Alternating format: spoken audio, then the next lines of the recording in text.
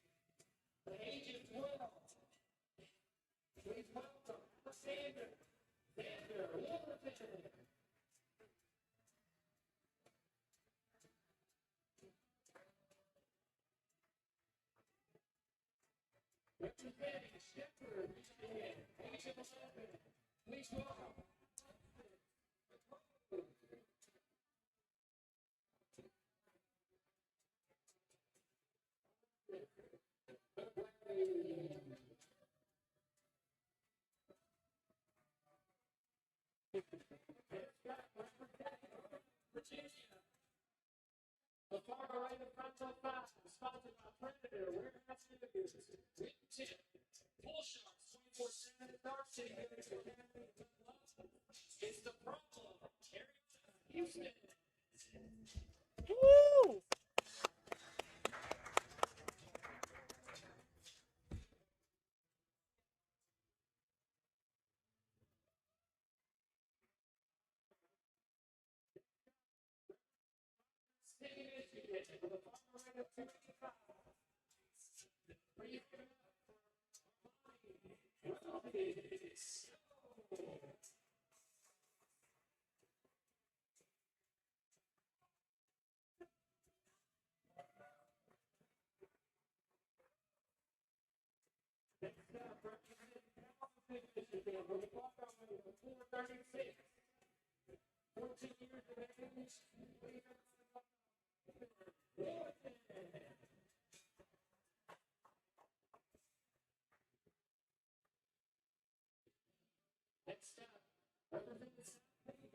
Setup was super cool. That's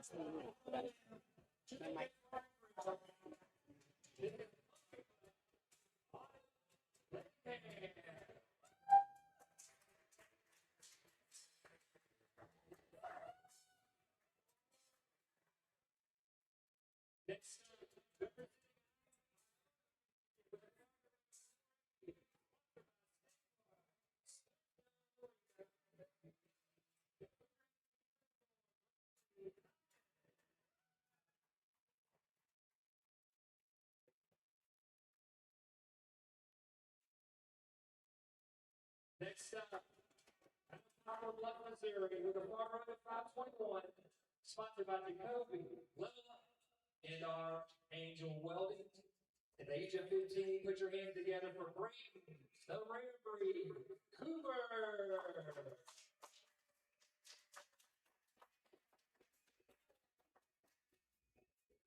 Next up, at a Bondurant, Iowa, with a farmer rate of 668, sponsored by Anytime Billiards, Robin Shelter, Direct Billiards, Johnson Keys and Repair, Level Up Junior Billiards. Put your hands together for the Chainsaw, Brendan Green.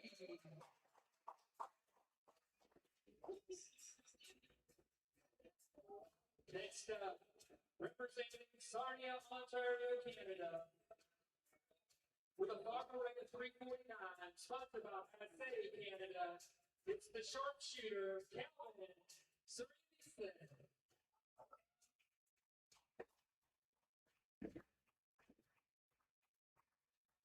Next up, 227. Put your hands together for Carter.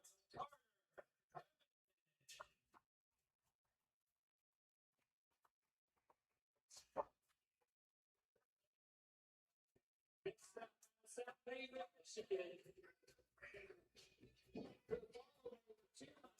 Sponsored by the Barrett Sons. Coyote Wyszynski.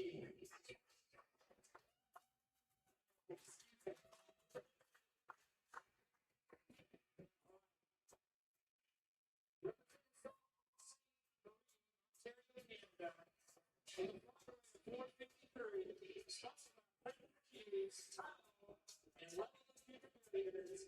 Put your hands together for Cedar.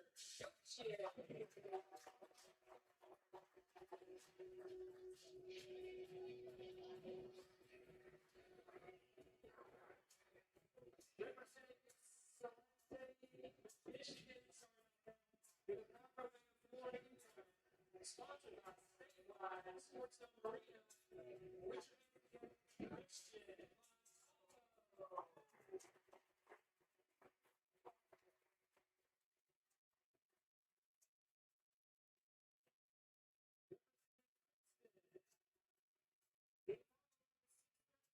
Sponsored by Statewide. It's the Coach 45.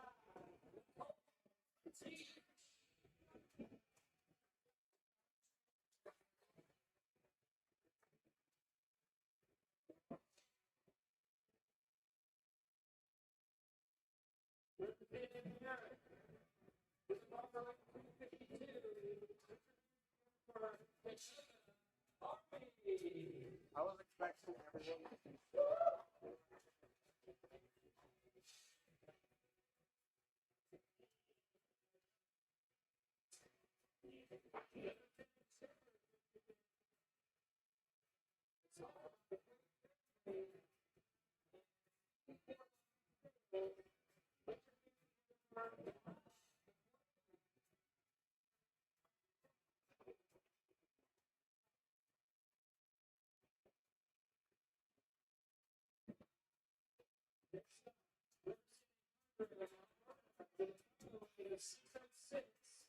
Sponsored by Up Juniors. Thank you.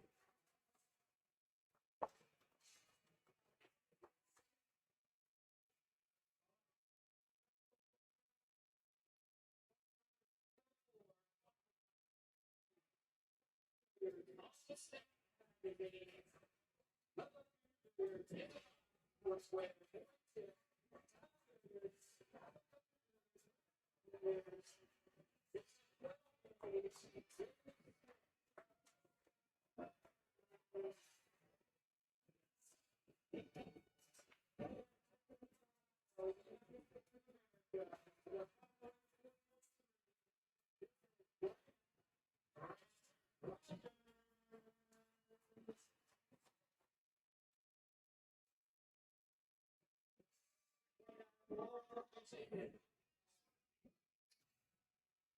the age of 11, put your hands together for the Fargo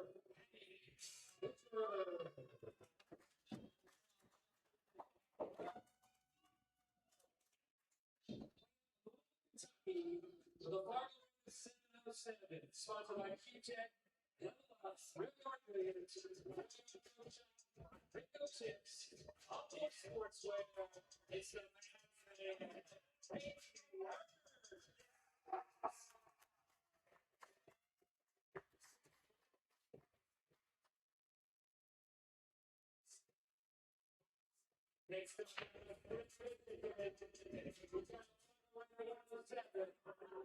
8 years old, please welcome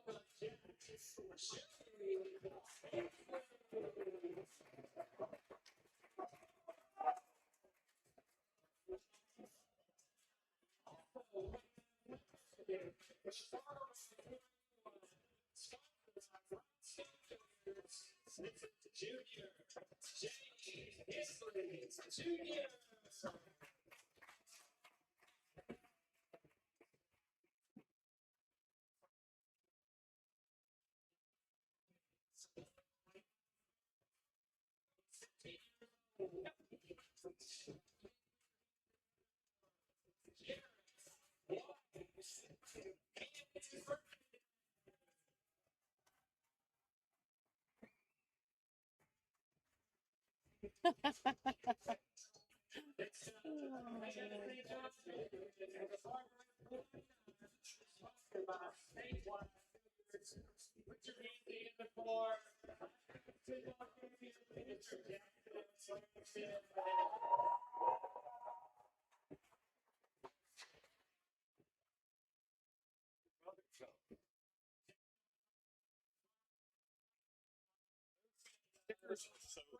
No, they're stickers.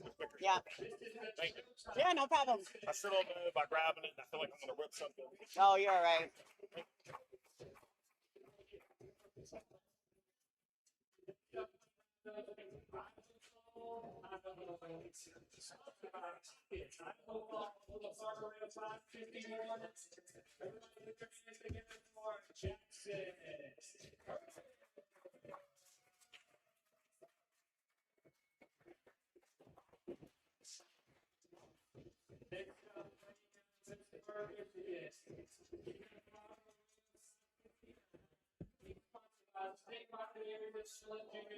Everybody put their hands together for Jonathan.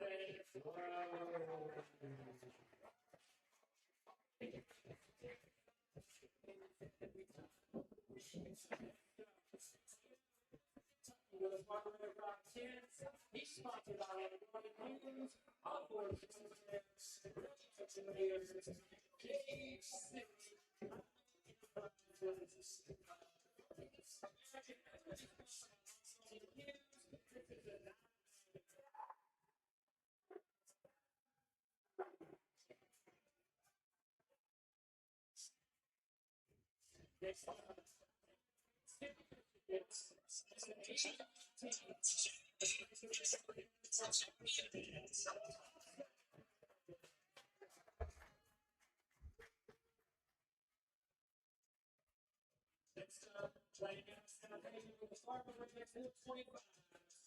This is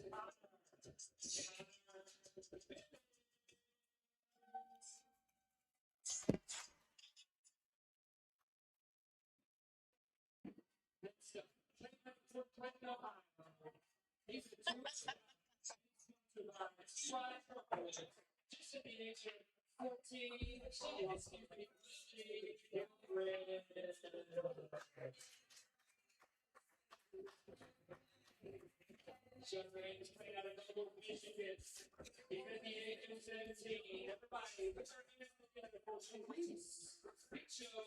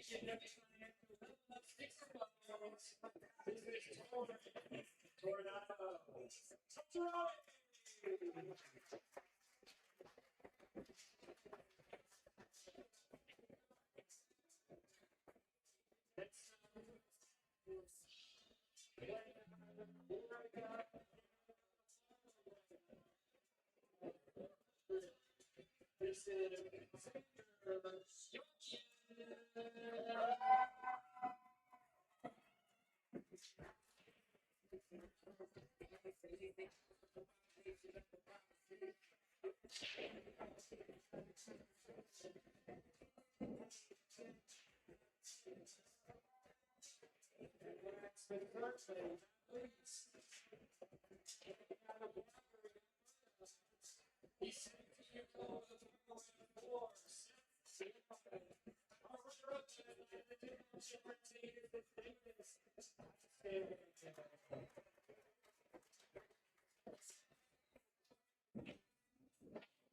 All right, everybody, thanks for that. Appreciate it. Keep the practice up and going. Check your phone for your first matches. Good luck, everybody. Play hard, play smart. Have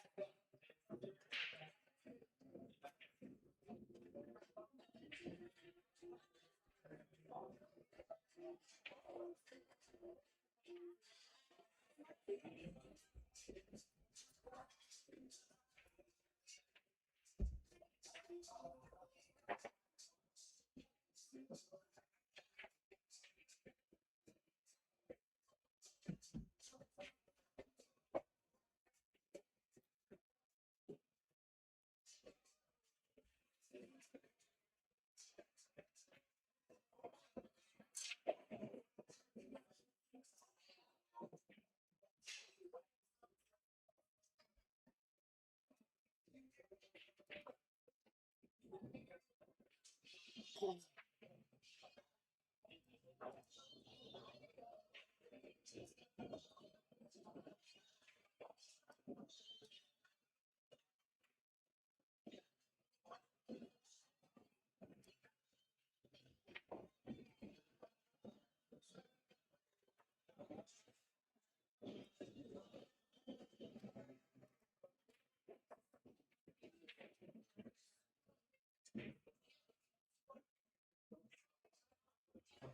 Check your phone. Table seconds will get the release.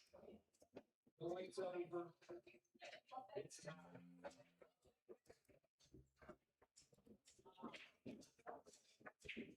Table number 12, we got Torrey Martirani versus Dennis Pipestead. Table number 13, Xander versus Andrew Wilkerson. Table number 14, Cedar Gochier versus Nate Ernst. 15, Watson versus Brady Cooper. Table number 16, Calvin Surrett. Calvin Fernandez. Table 17, Francis versus Ariana Houston. Table 18, Jack Hensley versus Connor Bennett. Table 19, Salami versus Armani Stone. Table 20, Carter Harmon versus Jared White. Table 21, Jackson Curtis versus Scotland Elliott. Table 22, Delilah Quay versus Elena Richmond. Table 23, Brandon Thomas versus Johnson Rhodes.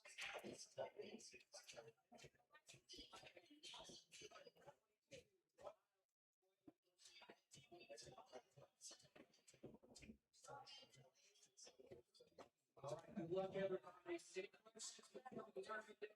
Any close call, please feel free to go ahead and get your phones, video on your phone, go ahead and do that.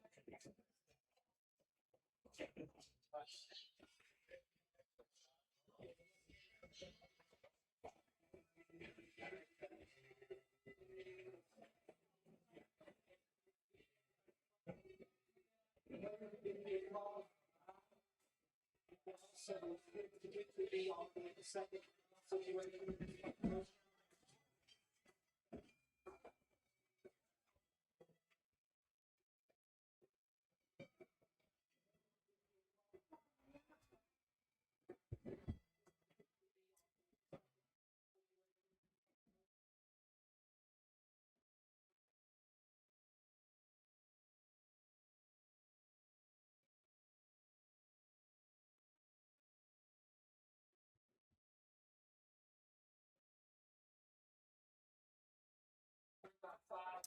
Well, good morning, everyone. Thanks for tuning in. My name is Lonnie Fox Raymond. I am the voice of the WPBA. So if I sound familiar to you, that might be why. We've got some great matchups here at the Level Up Juniors event They're calling it the Thunderdome.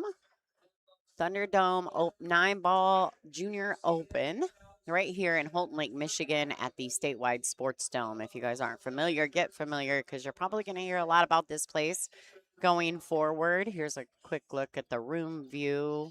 Oh, just kidding. Not yet. All right, looks like my camera decided it didn't want to play nice today, so we'll get working on that. And we've got a good solid matchup coming up. And it looks like they're both from Canada, which is kind of a bummer if you think about it, but because I'm sure they probably rolled in together. So it's Torin, I'm not sure if I'm going to say this right, Poncherani versus Davis Pipestem. So Davis actually got second in the Chip Frenzy event last night. I'm curious how many times these young men have played each other over the years, but I'm sure it's been quite a bit. We're going to go ahead and let them get settled in. I'm going to do some back end work, guys, so I'm probably going to just play a little bit of music for a minute, try to get settled in, and then as soon as they get started, we'll kind of jump back in and give you guys some commentary. I'm going to try to get some of these young guys, these youngsters in the booth at some point today, but they are really particular, and some of them are maybe a little shy, so hopefully we can get them to jump in, and we'll see how it goes. All right, guys, I'm going to throw up a little bit of music here and let you guys chill and wait for them to get started. Let's see.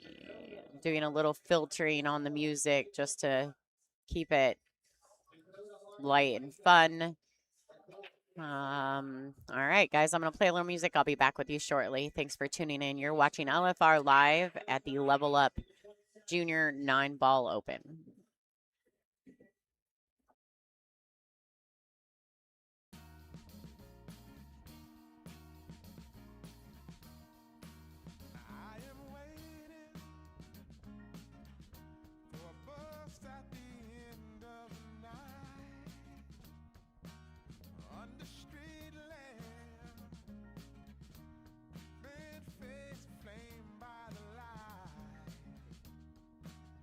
Going away.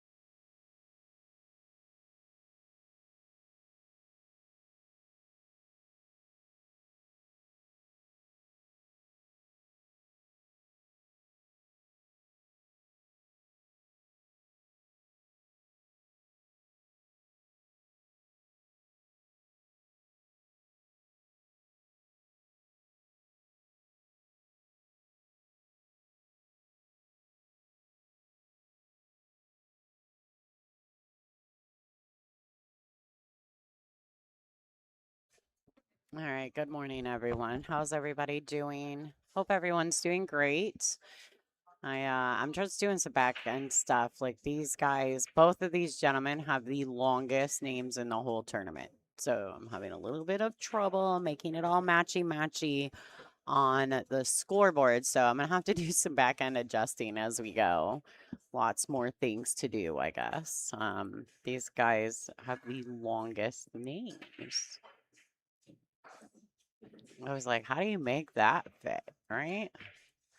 When they have these ginormously long names.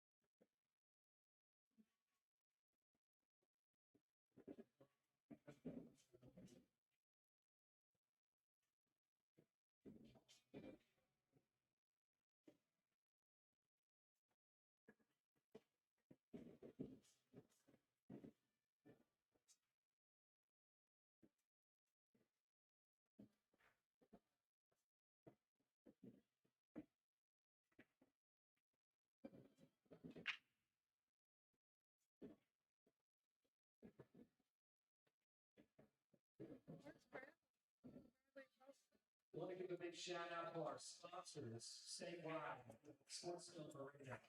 All the sponsors that are listed on the banner. For a grand, we had a grand total of $6,700 and 14 is added to this tournament. 67-14, amazing stuff. So see one of the sponsors, make sure you give them a big thank you. Thank you very much.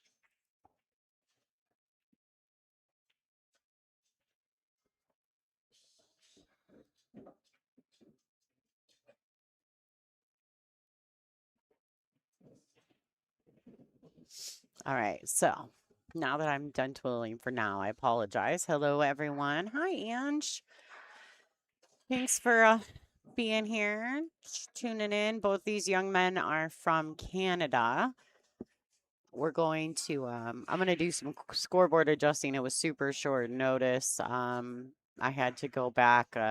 They're just getting used to using the digital pool system. So for me, like I had to go back there and kind of show them where all their overlays were for the live streaming, whatever, so I could have the link to the scoreboards.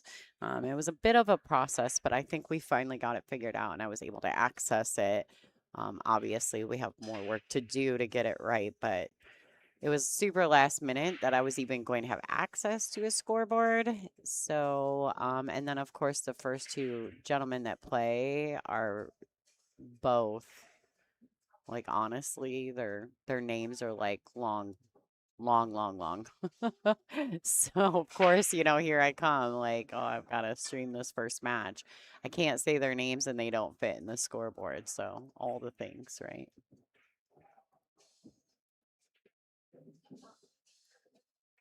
Everything that could happen happened in 1 minute. Isn't that usually how it works? But this Davis pipe stem that's actually shooting right now, he got a second in the Chip Frenzy tournament last night, which was a lot of fun, by the way. But it was a race to 110 ball. And Jackson Francis went, he ended up winning the event, but he came to the finals with, I think, 5 or 6 chips still available. I mean, it's pretty sporty. I'm not going to lie. Like, out of 43 guys, 43 young junior players to come into the finals was still having, 5 or 6 chips. I'm not gonna lie, I was pretty impressed with him. He was determined. You could tell he got a little nervous in the end, but that's okay. I mean, he's supposed to, right? And so, but Davis, this young man here that's shooting, he got second in the event, and he had 2 chips when he started the finals. And then I think Jackson took 1, and then they had a little back and forth, and I thought Jackson was gonna he lost a few more chips in the process, and then Jackson finally closed it off. Jackson actually is from the area in Michigan that I live in, so of course I was pretty excited for him to do well in that event. I know he was excited to do well.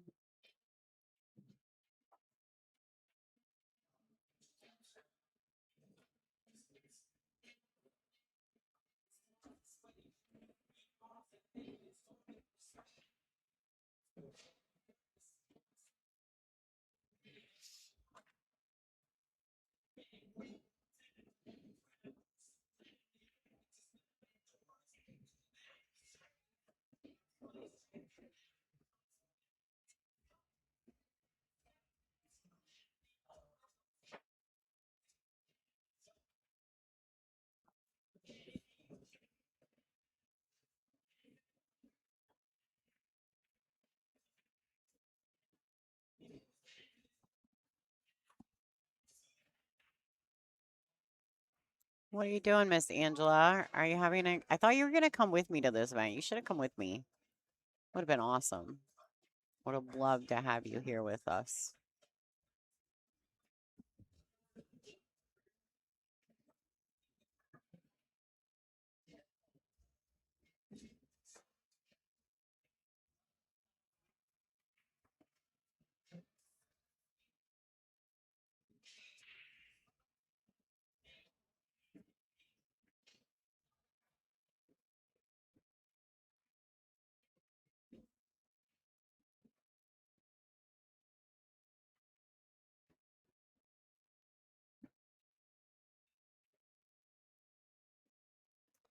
All right, guys. So I've been doing some back end stuff. We're gonna change the scoreboard a bit so it's a little more suitable for these guys. We're going to be making some changes. So no worries.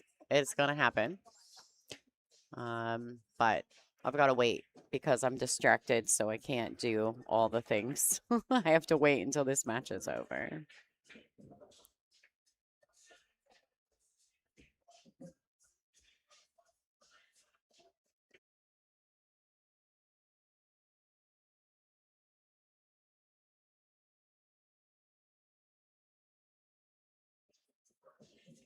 All right, so Torrent's currently sitting on 1, but he's at the table and he's got a pretty good look at it. It's pretty open.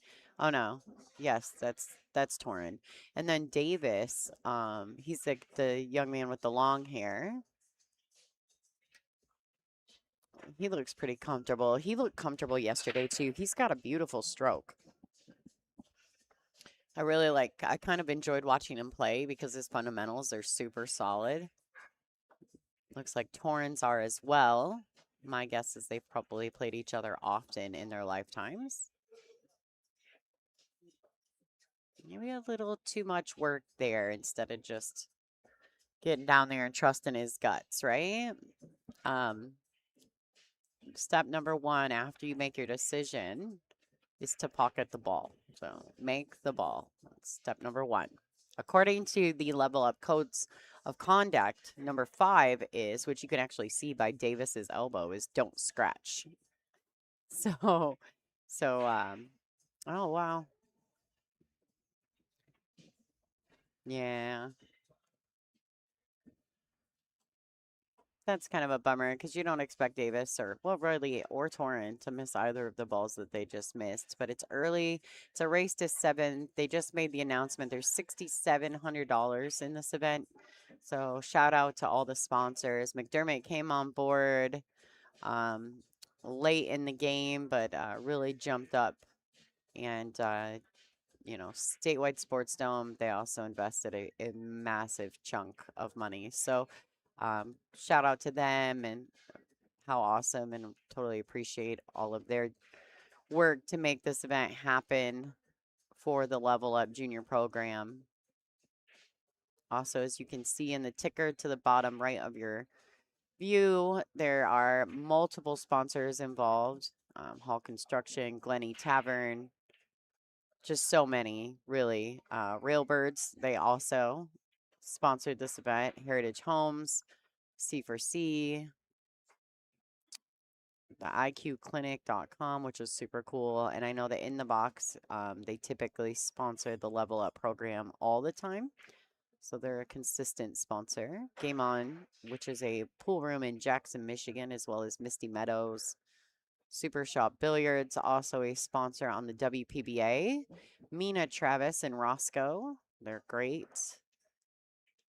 The Roscommon Jokers, which is a motorcycle club in this part of the Michigan. So looks like the junior. Oh wow, what just happened?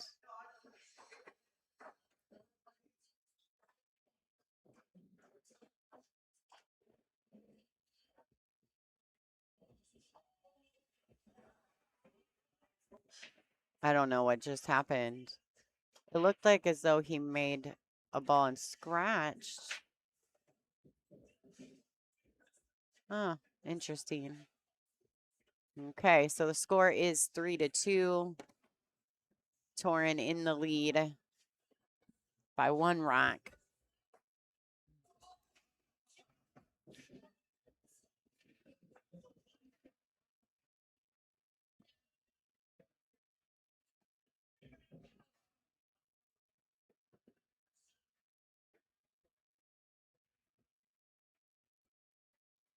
Oh, sorry guys.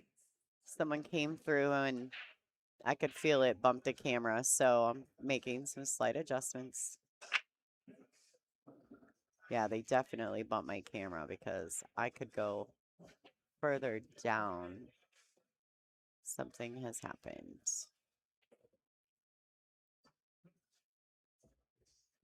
So there's a good look down the room.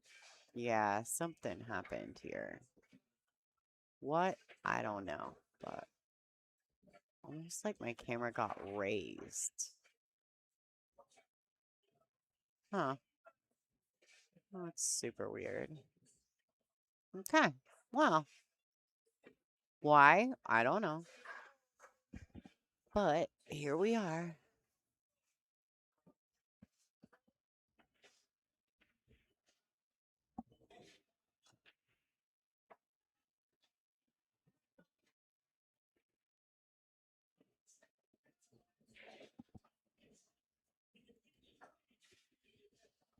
All right, guys. So we're going to make some adjustments after this match is over. This is a race to 7-9 ball.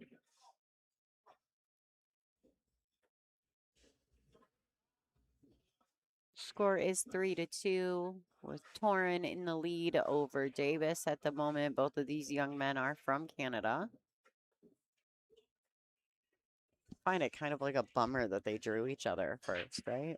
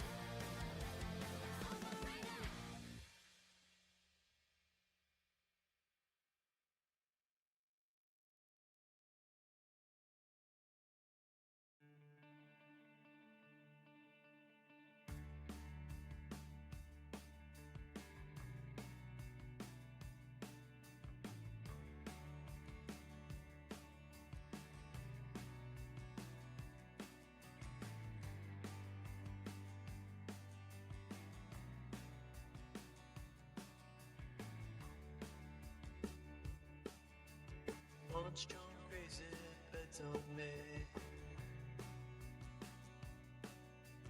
Backlit scroll, I'm getting arcane. Walking the wild, walking the wild. Don't know why.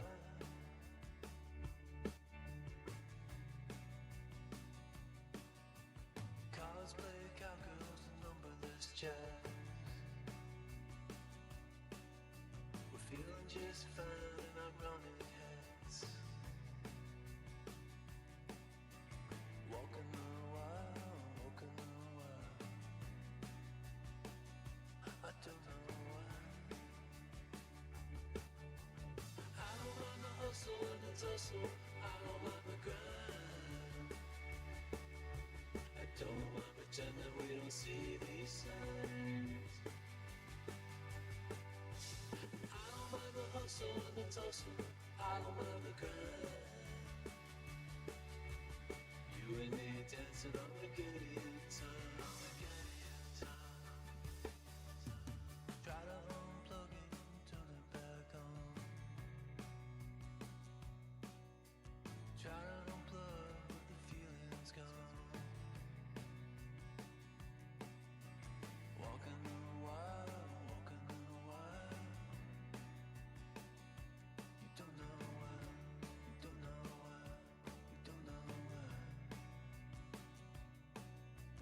Radio play in the cesspool stream. Oh, running down nightmares that used to be dreams. Walking the wild, walking the wild. And I don't know why. I don't mind the hustle and the tussle. I don't mind the grind.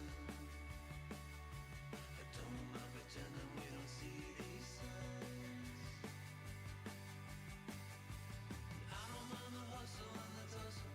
I don't mind the grind. You and me dancing on a Gideon time. I don't mind the hustle and the tussle. I don't mind the grind. I don't mind pretending we don't see these signs. I don't mind the hustle and the tussle. I don't mind the grind. You and me dancing on a Gideon time. You and me dancing on a Gideon time.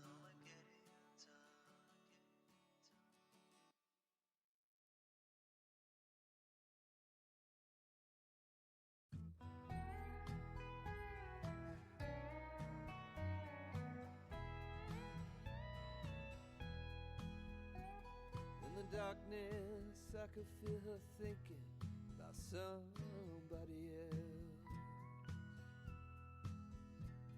Some old secret she keeps hidden high up on the shelf.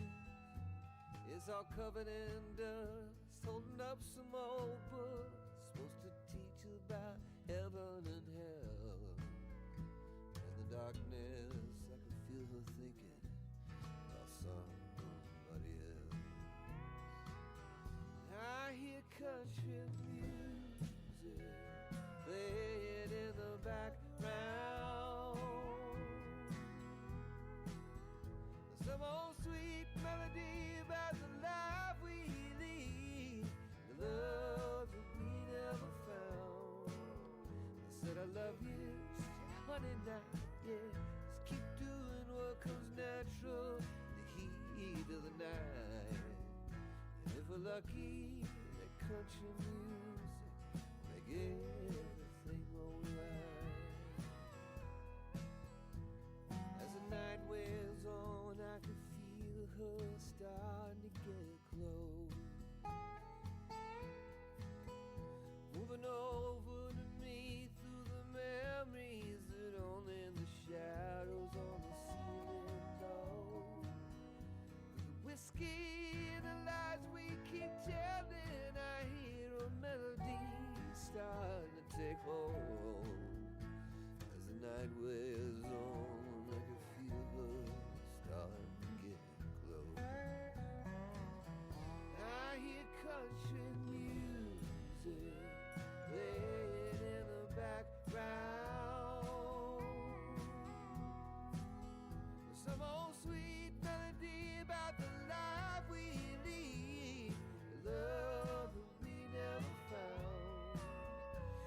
I love you, said honey not yet. Just keep doing what comes natural, the heat of the night. Never lucky, the country music make everything alright.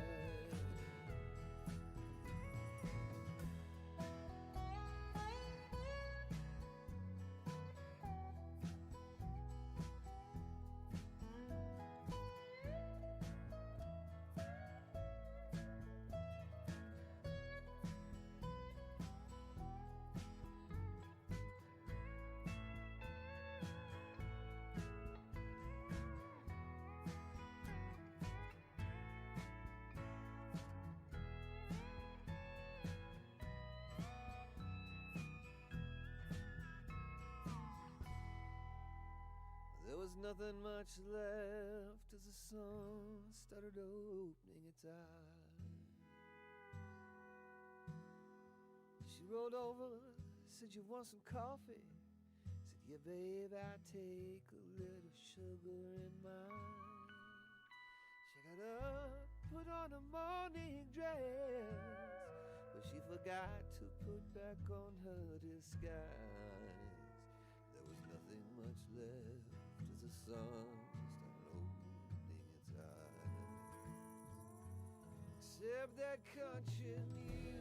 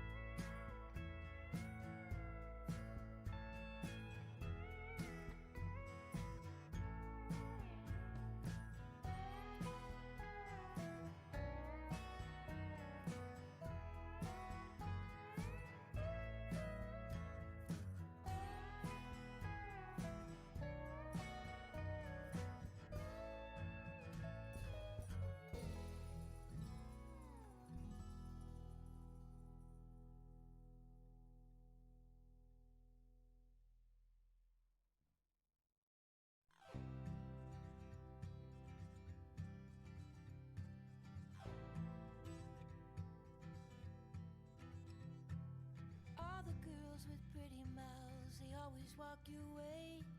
They follow you in cars and bars and even on airplanes. I'm special, yeah, I'm special, 'cause they just don't got, oh, they just don't got what I've got.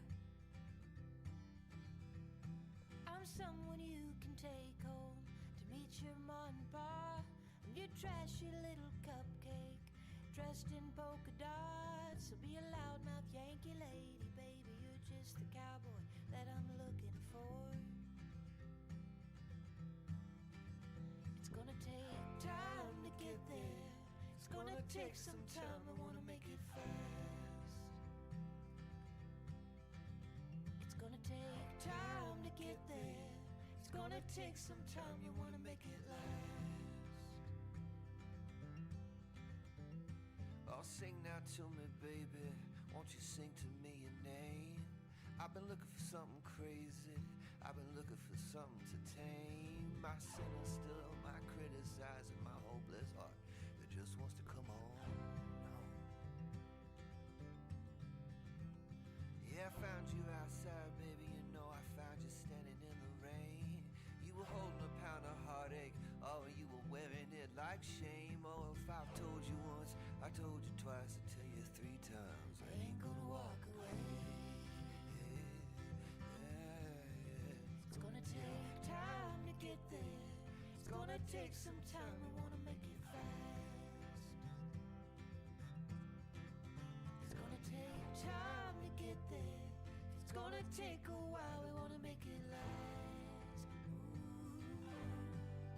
Ooh, ooh, oh,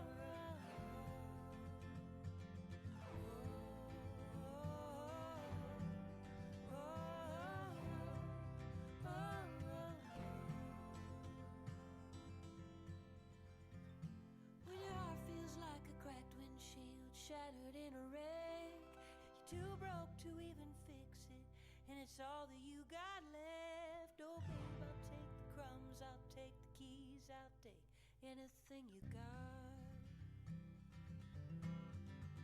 It's gonna take time to get there. It's gonna take some time, we wanna make it fast. It's gonna take time to get there. It's gonna take a while, we wanna make it last. It's gonna take time to get there. It's gonna take a while, we wanna make it fast. It's gonna take time to get there. It's gonna take some time, we wanna make it last.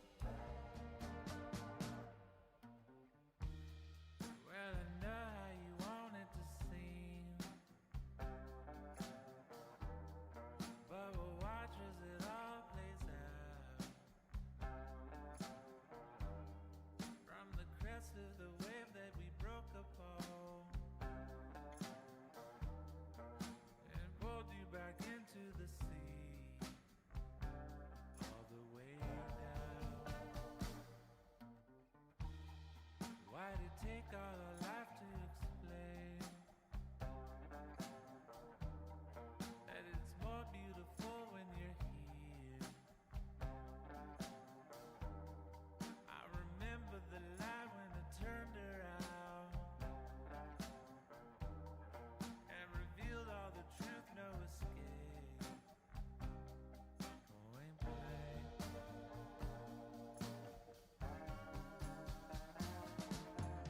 Say it like it is this time for me to hear. Suddenly you felt all alone again, even in crowded rooms with all your friends.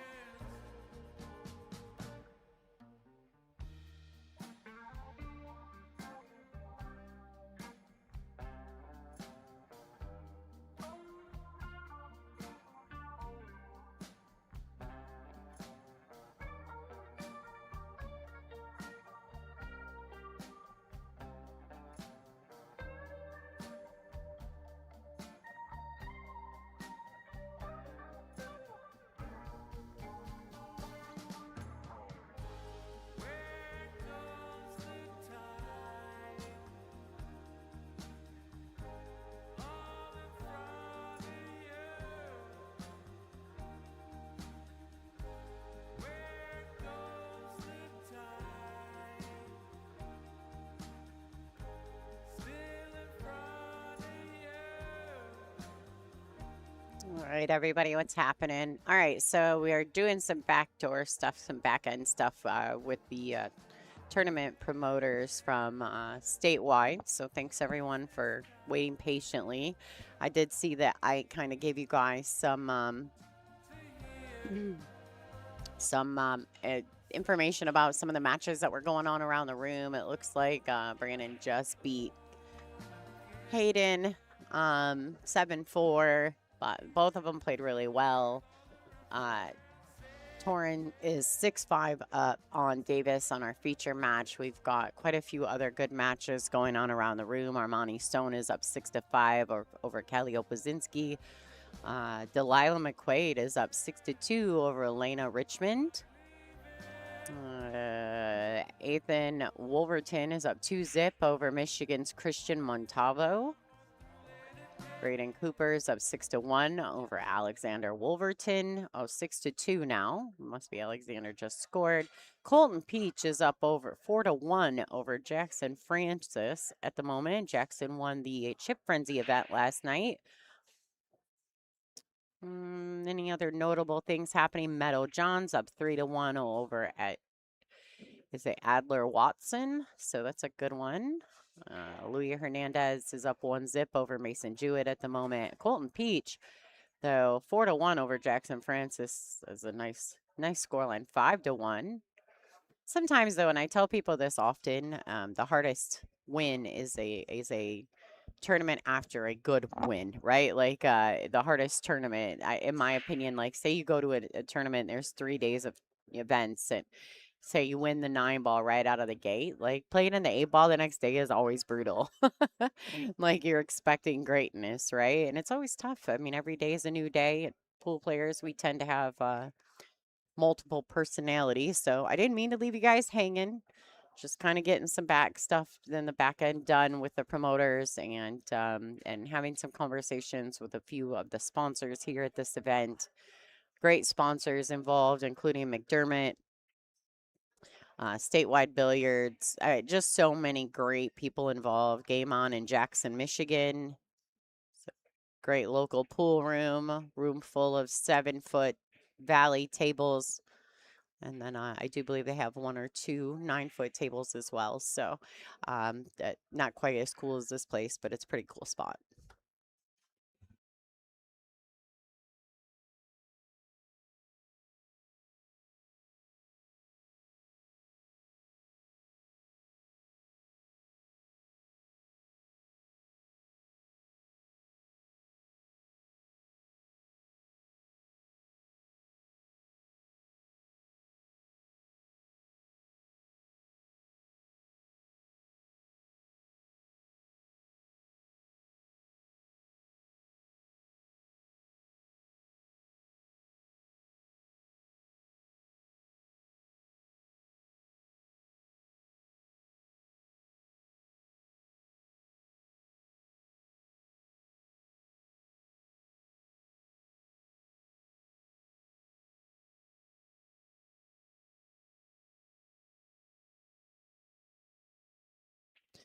All right, guys. So Chris Curtis, who is the executive director for the Level Up program, just stopped in and we had us a little chat and we discussing a little bit about who we're going to put on the stream going forward and making good decisions about that. So hopefully we can bring you guys some premier matches.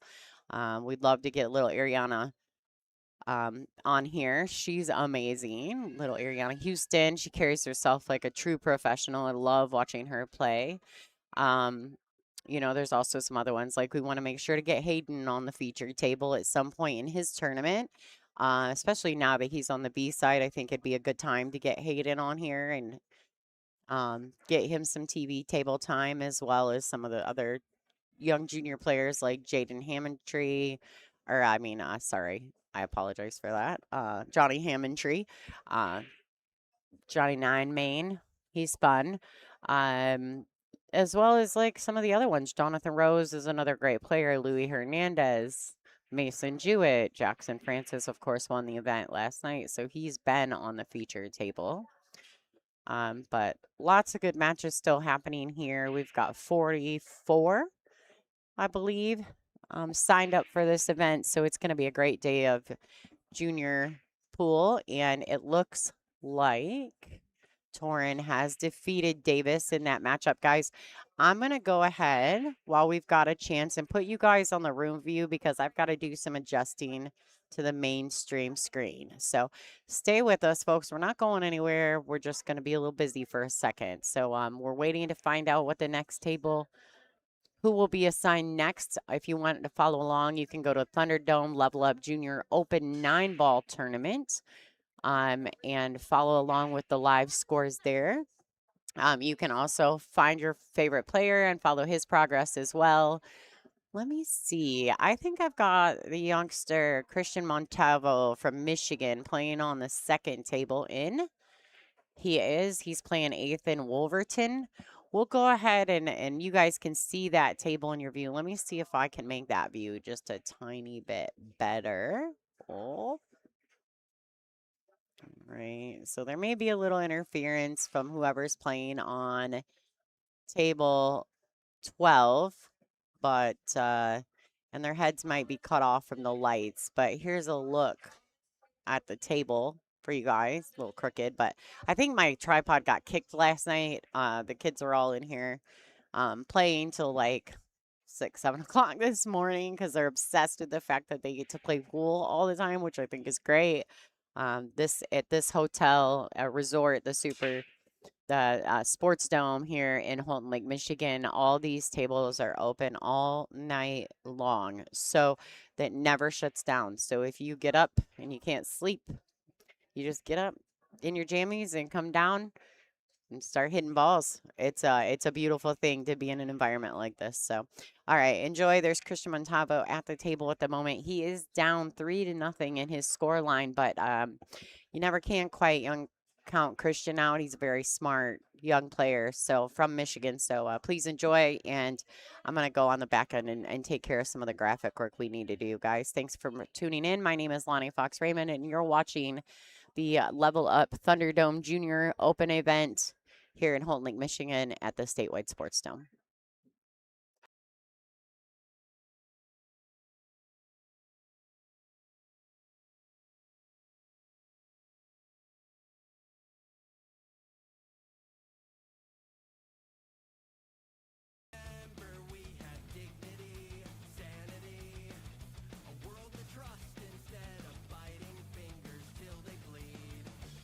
Find joy in all your shallow hell of empty noise. A world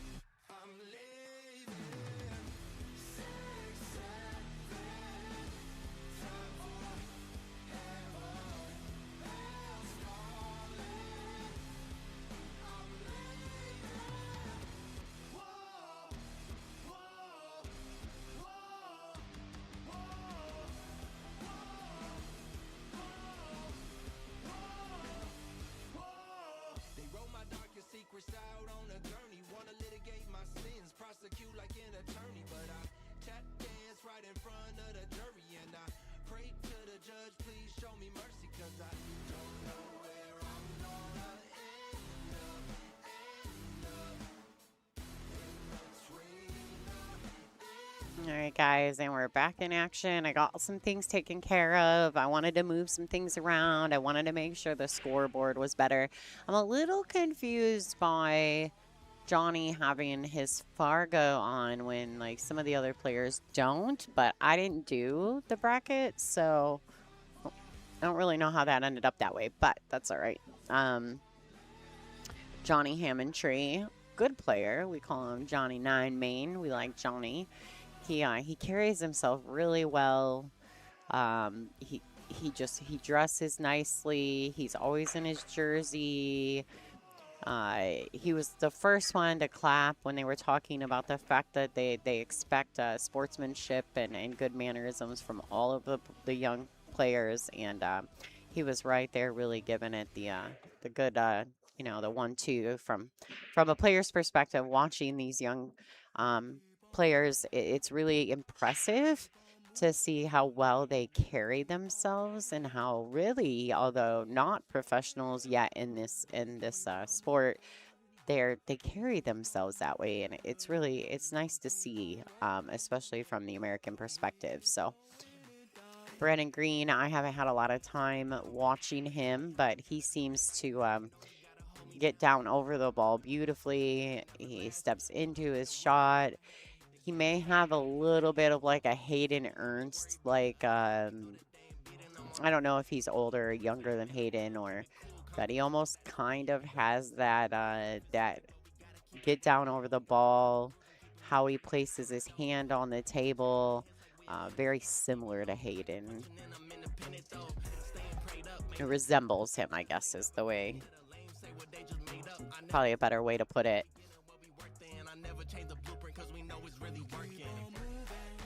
All right, some of the other matches happening around the room. Delayla McQuaid has taken a 6-4 lead over Elena Richmond. Just to kind of let you guys know what's happening. Torin is still on. He's still on fire. He's up 2-0 over Autumn Lettingham. Ethan Wolverton 4-1 over Christian Montalvo. So Kristen has got himself on the board. Louis Hernandez 3-2 over Mason Jewett, but Mason seems to be fighting back. What are some other matches that are happening? Grant Rogers 3-2 over Jackson Curtis at the moment. James Henley Jr. and Jonathan Rose are just getting started. It's like Skyland Elliott 2-0 over Hank Boucher. Jackson Francis is 1-0 over Calliope Wizinski, taking a first round loss, I believe. So lots more happening here at the Sportsdome.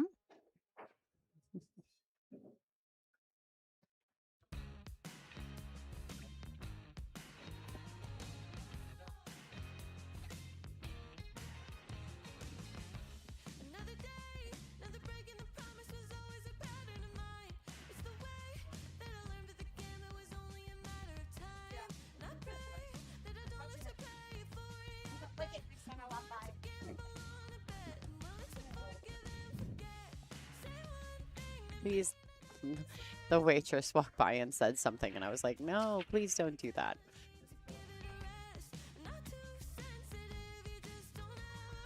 Good attempt at a safety there, although Johnny has left Brandon. Clean look. Clean look at the one ball. Hopefully he just goes ahead and accepts. Uh-oh. We gotta fix our side view camera, folks. There we go. I was like, wait a minute. I don't know whose table that is. That's not the table I was looking for. Let's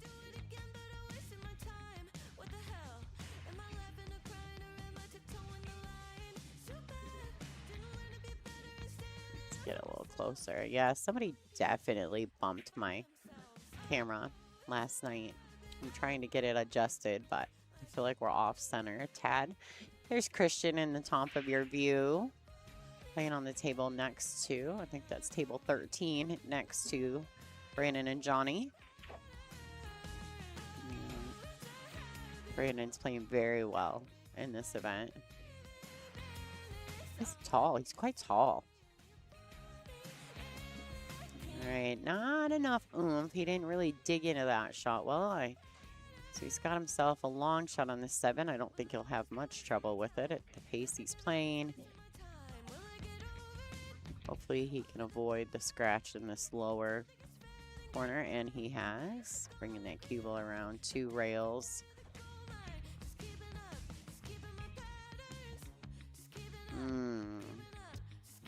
Would like for it to go just a tad further, but should be okay. This is a pocket speed shot. He's going to swing it all the way around. Watch for that top left corner. Manages to avoid that. Good for him.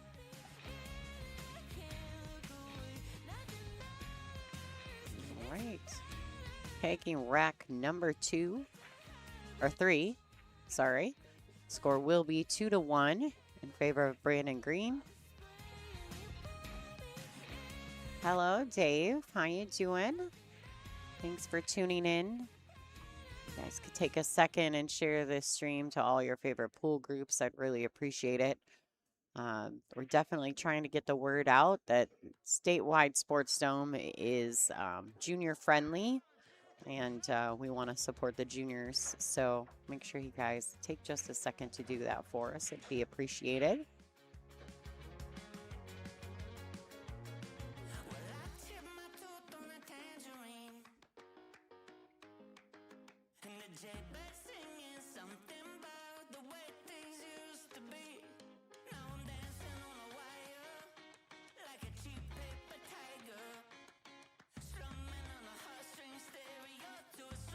So something I do want to say is that this at the Statewide Sportsdome.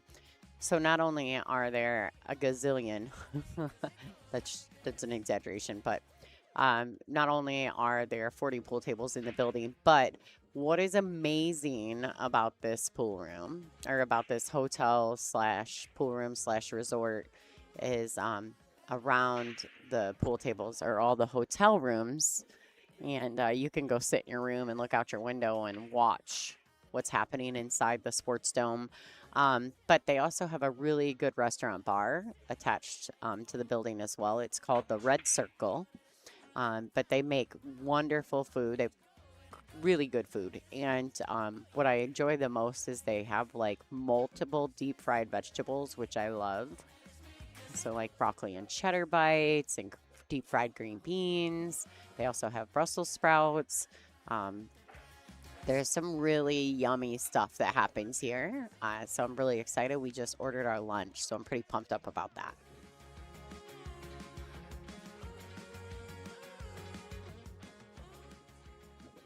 I'm going to go ahead and pull back some of the background music that we've been playing. We're just kind of, I'm really just kind of playing it so that there's no shot of the background music here in the venue leaking through. I'm not genuinely or normally a fan of playing music while I do commentary, but sometimes when you're in a really loud background, it is necessary on YouTube. All right, so he let that cue ball go a bit much. Here, Brandon really needs to focus on just pocketing the ball. Pocketing the 6. He's going to have natural position on the 7. He's just going to have to take, wow, he went after it. I'm not a huge fan of him going that direction with it, but had he made it, he'd have looked like a hero. All right, so Johnny's got a look and an opportunity here. He's lining up with draw. All right, so he's going to go ahead and just guarantee pocketing the 6, getting position on the 7. This is kind of a difficult shot because he's got to come with something. So I don't know if he can one rail it back into the gap. Oh, did he travel too far? If he did, there's a great safety available to him here. He can just stop, shot it, bank the 8 ball around 1, 2, 3, even the 4th rail if he'd like. But I think he can see it. He crossed over. This is 9 ball, so he's going to get away with that. Kind of put his hand up to apologize to Brandon. Although that's 9-ball, right? I don't necessarily know that that constitutes. It's right here.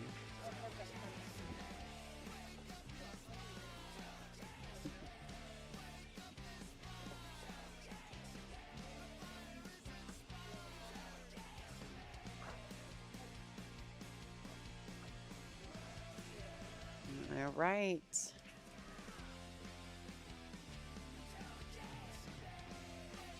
See what's going on around the room. I'm going to kind of look really quick. I'm kind of curious.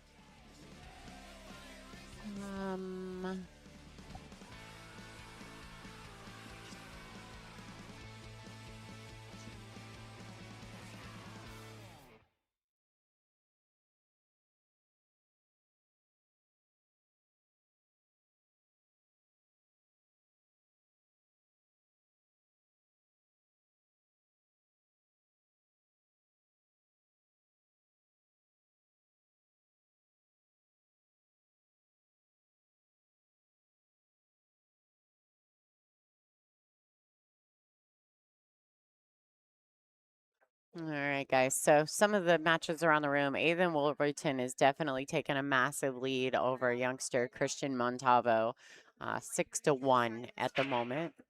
And I will start it right now for you so we don't have to.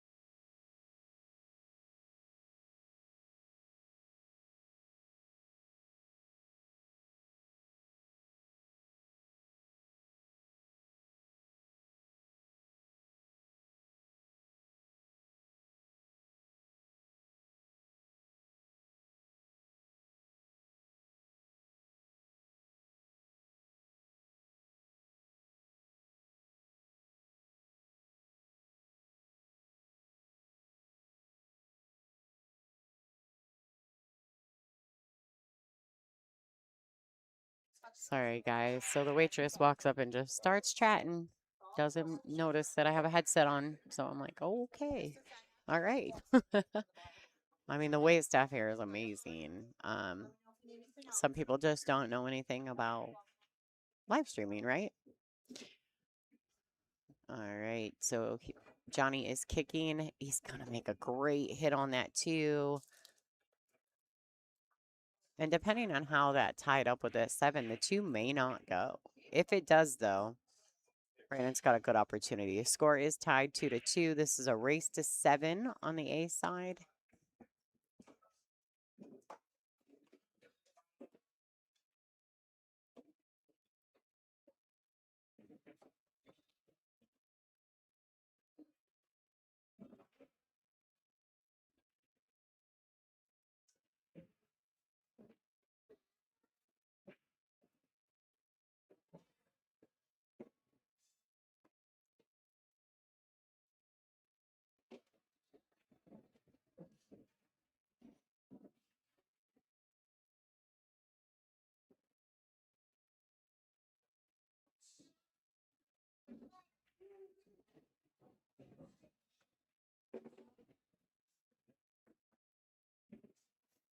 All right, I was just kind of looking over some of the matches that were going on around the room, seeing what was happening, who was on the B side. Looks like Ariana Houston has advanced, but she is on the B side.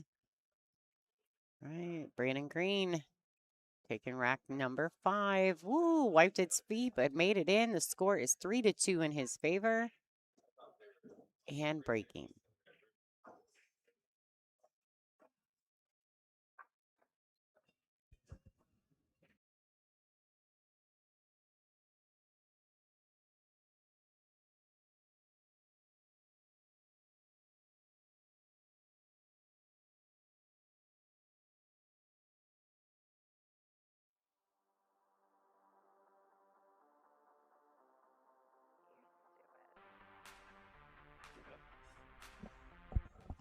All right, guys, I'm going to step away for a second to eat my lunch. It has arrived. That's what the waitress was here to let me know. I'll play some music, and you guys can enjoy this match. It's fabulous. I mean, it's a really good match. 3-2 in Brandon's favor. If you're not sure who's who, Johnny Hammondtree is the young man at the table right now in the all black. And Brandon is the really tall, skinny young man with a little bit of white on his jersey. So stay tuned, guys. We've got tons more action today. And I think we've got some good ones coming up. So don't go anywhere.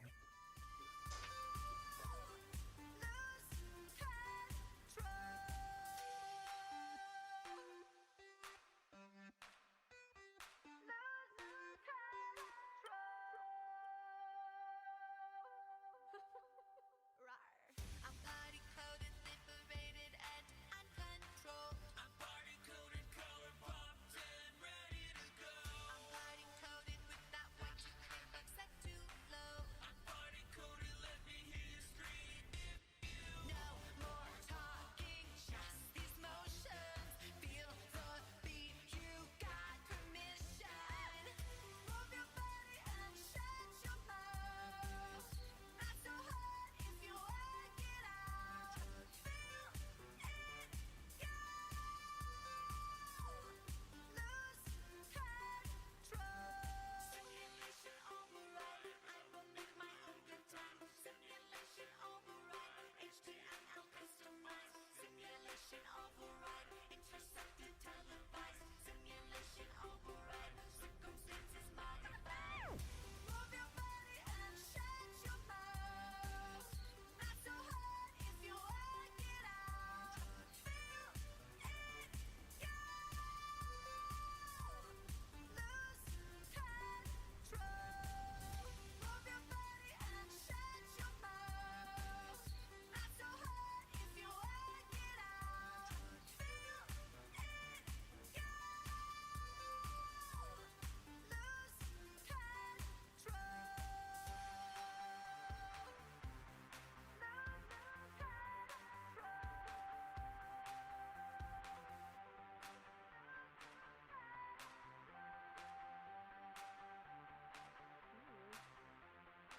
You smell good.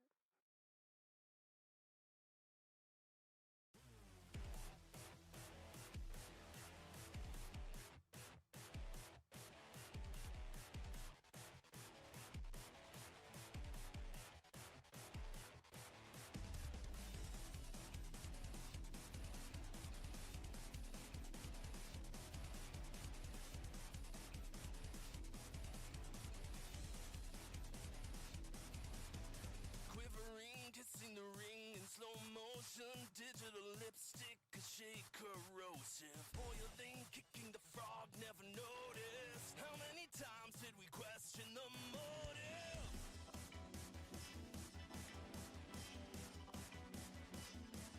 Until the roles reversed, we became the gears we turned. We didn't use a thing we learned. We got too close to the ones and O's. We lost control. You didn't wanna believe. You didn't wanna believe. You didn't wanna believe.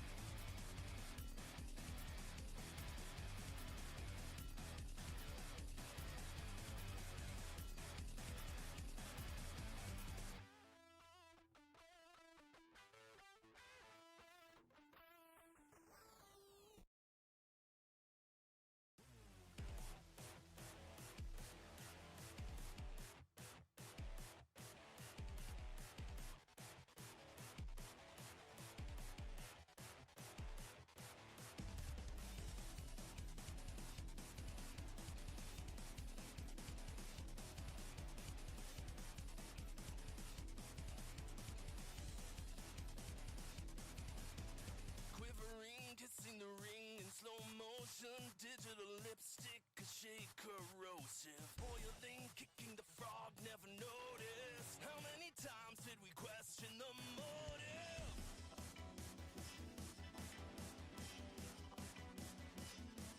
Until the roles reversed, we became the gears we turned.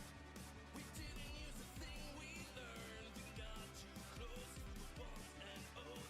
We lost control. You didn't wanna believe. You didn't wanna believe. You didn't wanna believe in the rise of the machines.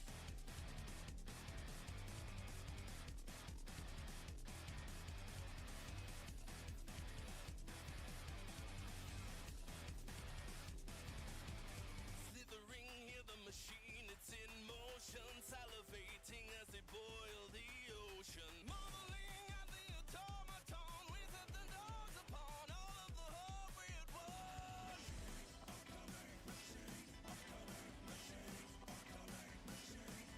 Until the roles reversed, we became the gears we turned. We didn't use a thing we learned. We got too close to the ones and O's till we lost control. You didn't wanna believe. You didn't wanna believe. You didn't wanna believe in the rise of the machines.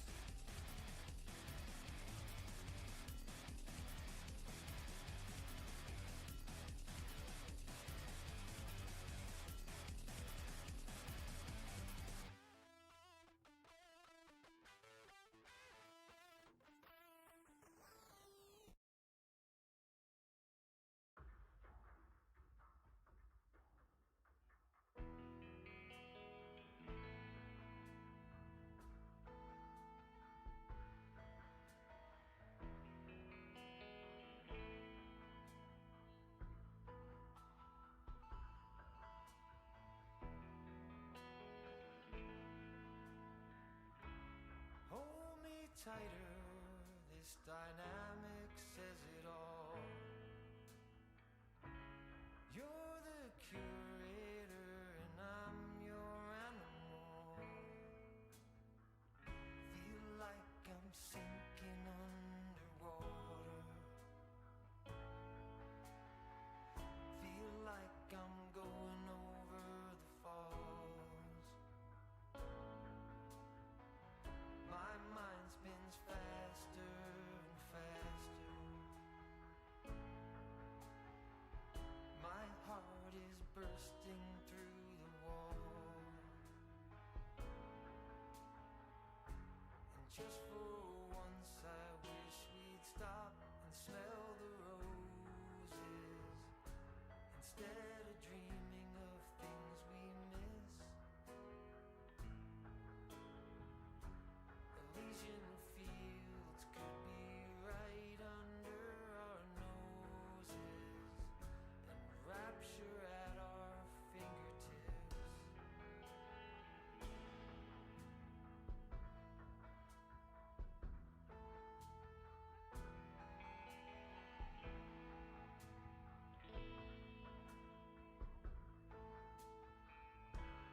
These confessions of dejection and despair,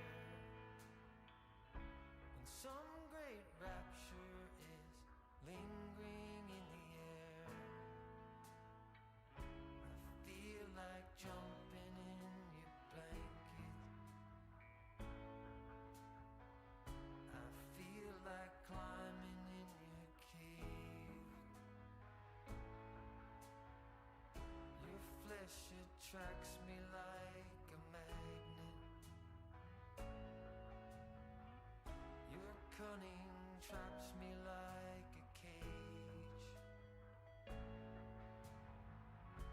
And just for once I wish we'd stop and smell the roses instead of dreaming of things we miss. Elysian fields could be right under our noses, and rapture at our fingertips.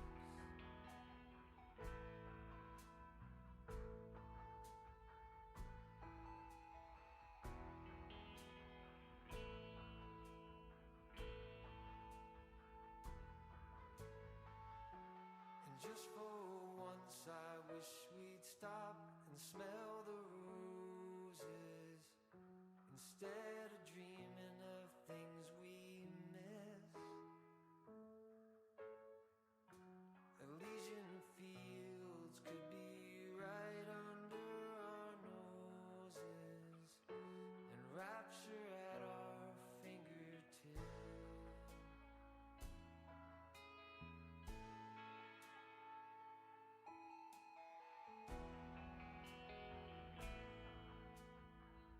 Feel like I'm going over the falls.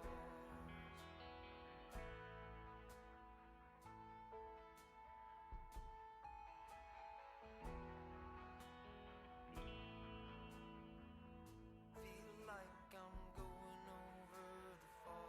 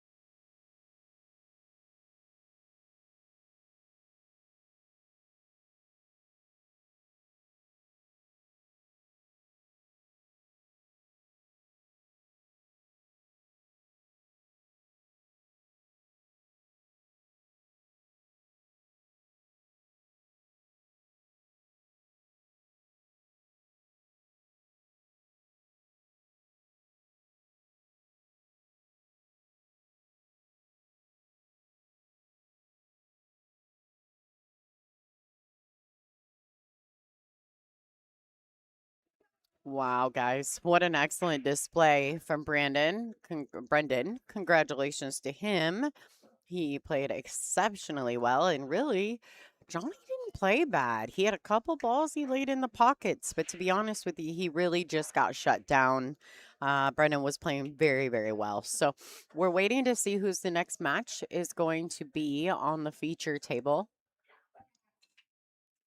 Let's see what they've gotten. If they have anything assigned to us, I'm going to kind of roll through the bracket real quick and see if they've got any table assignments for us. And they don't at the moment. I think they're getting to that point where they're a little backed up. So looks like Christian was defeated. He's going down to the B side. He'll be playing Bradley Thomas next. On the B side, Hayden Ernst is making quick work. He's up 5-0. Oh, no, he's done because it's raised to 5 on the B side. So he defeated Elena Richmond 5-0. Looks like Skylin Elliott has defeated Hank Boucher. She'll be advancing forward to play Hayden Ernst. Jackson Francis is up 4-2 over Calliope Wazinski. Dakota Harvey is up 4-1 over Jack Hensley at the moment. Some of these kids have their Fargos attached and some of them don't. That's a tournament direction thing, not a Lonnie thing, just so you guys know. All right, let's see if they give us any table assignments. I'm going to spin the camera for you guys, let you guys watch some stuff that's going on around the room. Simply because they haven't assigned us anyone. So guys, we'll be back as soon as we possibly can. Here's a look at the room view. What's happening here at the Statewide Sportsdome. We're here for the Level Up Junior Open. Shout out to Level Up for bringing in some great players and some of the kids in their program and kind of explaining to some of the Michigan guys and Michigan ladies and gentlemen what they're all about. They have 3 key words in their program. It's commit, connect, and win. Those things, I think, what they try to do and what they try to teach, it's above and beyond some of the codes that they stand by. But number one is respecting yourself. So I really enjoy I really enjoy that about this organization. If you're interested or you know any junior children that are kids that are interested in playing pool, and they maybe want to make sure they're guiding themselves in the right path, go to Level Up Facebook and you can get the details on that. They have a Shopify page where you can purchase their starter package. Basically, is what it's basically called, a starter package.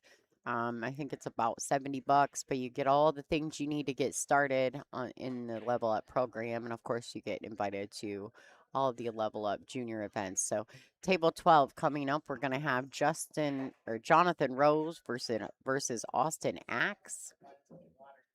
I feel as though this is about to be a really good match. Austin Axe is a 589 Fargo. Now, Jonathan Rose plays pretty good. Now, his Fargo is not attached, but the young man does play well. So we're going to have a good match coming up on the main table. I'm going to finish my lunch, guys, and I'll throw some music in there, and I'll be back with you guys as soon as I possibly can. I just want to take a second to actually, eat today. So we'll be back with you shortly. Please enjoy the rest of the show.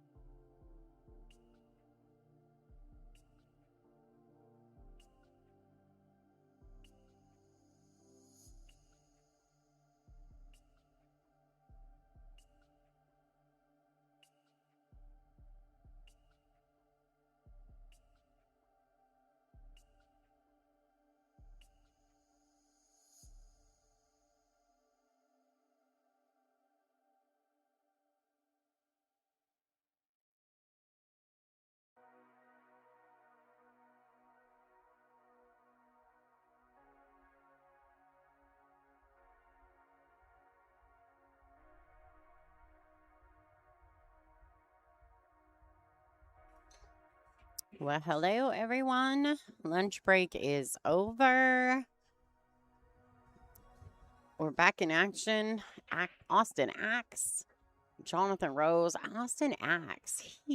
This young man, Austin Axe is a 589 Fargo. Kid plays great. Pretty exciting. Oh no, the pockets. I think too, you get a little excited because you get a clean look at something and then you make a silly little mistake. You have to kick your own booty a little bit when you get in those positions, taking things for granted. Oh no, whoa, what just happened? That was wild.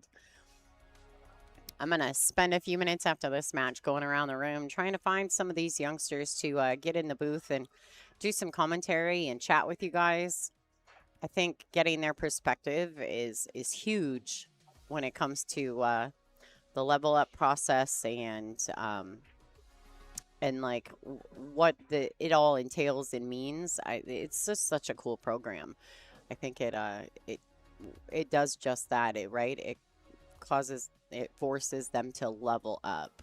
They use 3 keywords in the level up program: commit, connect, and win. And I just think that says volumes, but they also live by a very strict code. If you become part of the level up group, you go to their Shopify page, which you can find on their Facebook, and you buy the starter package, which is pretty awesome.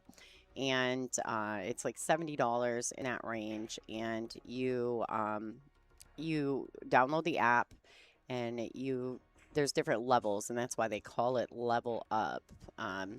So basically, like if you sign up for 10,000 hours and you commit to 10,000 hours, and then after the first 1,000, you get yourself, like, instead of marking, somebody must not have a phone. So I think the score, I think Austin is on 4. Looks like he just moved his coin to 4. I can't see the other coin, so I don't know what Jonathan has. But anyway, so the level up program, you live by codes. There's level up codes, and you can kind of see it if you look at the writing that's in between the 2 people spectating. There's a big screen back there, and there's 10 codes, and number 1 is respect yourself. Number 2 is respect your opponent. Number 3 is respect the game. 4 is play with integrity. Number 5 is don't scratch, which I guess is fair. 6 is to journal every day. They like to encourage the youngsters to journal, which I think is not a bad thing. Number 7 is to love and serve others. 8 is to never give up. 9 is to encourage others.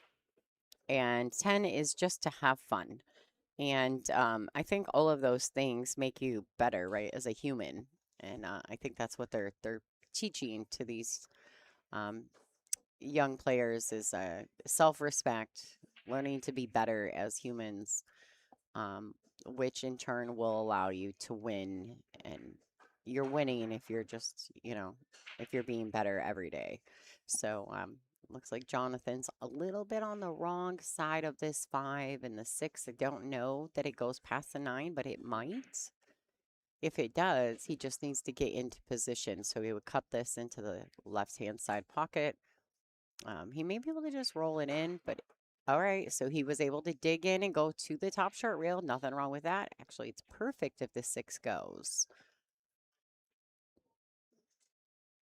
And depending on his angle, he may have to track the cue ball forward. All right, so he went for basically a safety. The table set up here with the type of lights they have, I couldn't install the overhead camera, but after conversation with Greg, the owner here at Statewide Sportsdome, we're going to be working on that in the future. Wow, great shot from Austin Axe. Looks like he may be going after the carom, so he's going to cross over the top side of the 7, try to knock the 9 in, but this is a tough carom because there's a double kiss in there. I don't know if he can go after it with a combination, so probably crossing with some draw. Needs to watch the kiss. All right, great shot. Well played, Austin Axe. He's on 5. Haven't seen Jonathan's coin move, so I don't know what Jonathan's score is. I was watching Jonathan too. He's really good. Jonathan plays really well, but he has a few fundamental flaws. And if anyone that knows Jonathan from his area is listening to any of this, there's a few things that he could do. But one of the biggest things is in his very last stroke, as he's coming through onto the shot, he lifts his body as he's coming through the shot. So my advice would be to practice, really just practice staying down over the ball until all the balls stop moving. And I think that would make a huge difference. And to start, just to get your body trained to it, he'd almost have to focus on it, over exaggerating it. Similar to like Christina Tkach, she when she's struggling a little bit mentally or even with her fundamentals, you'll watch her and she's even more still and more. Oh, wow. No love. All right, Austin Axe scratching behind that one. Jonathan Rose has ball in hand. Yeah, like Christina Tkach is notorious for like when she goes back to her basics. Sometimes when I'm streaming her and she's playing in a match in one of those situations, I actually think my stream is frozen because she's so still. Hi, Steph. What's happening? Thanks for tuning in. Make sure you guys are sharing, liking, and subscribing to the channel. The share would be fabulous, though, if there's some, people that are part of the pool community in other parts of the country, or if you know either of these players, or really any of the players. It'd be great if you could share the stream. It'd be fabulous. Any pool communities I'm not part of, or if there's pool communities in your area, if you could send me an invite to those, I would love that as well. Trying to build my Facebook social media bank of pool pages. So, love some invites.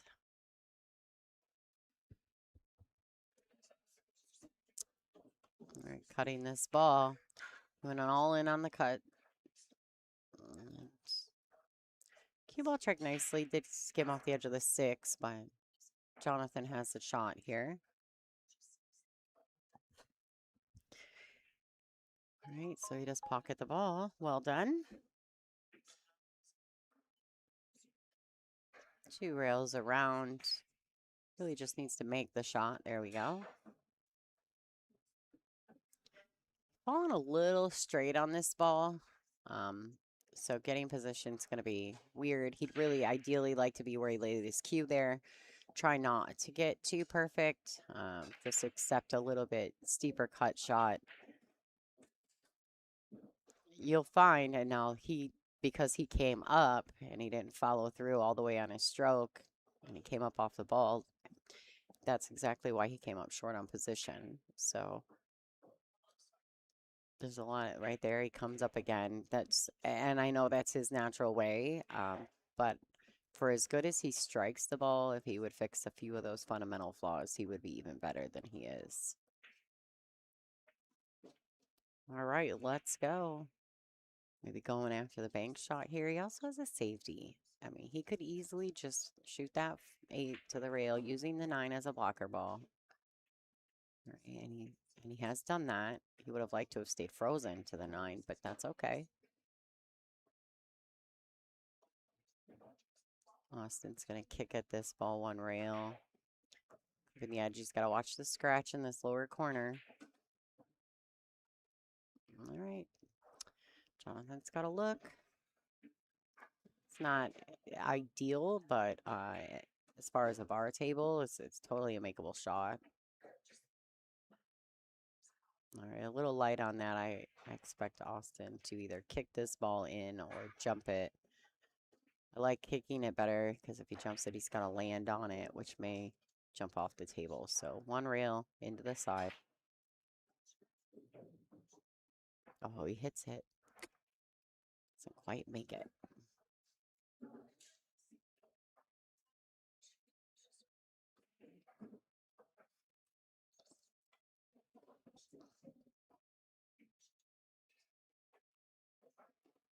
Yeah, Jonathan plays well. I was watching him practice earlier, and I was pretty impressed with how well he strikes the ball.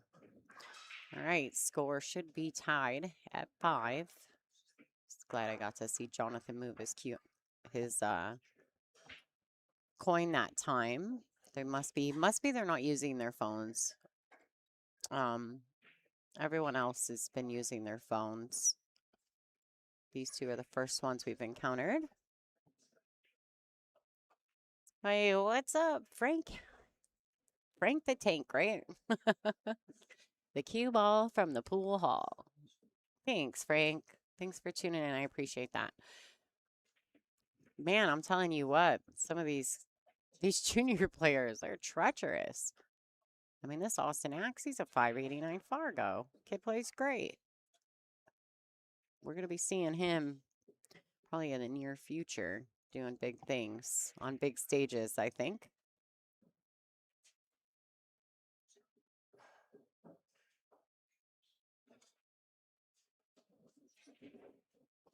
Hope Mindy and them are doing well. I know they had their battle, right? I can't remember what it's called, though. I'm sorry.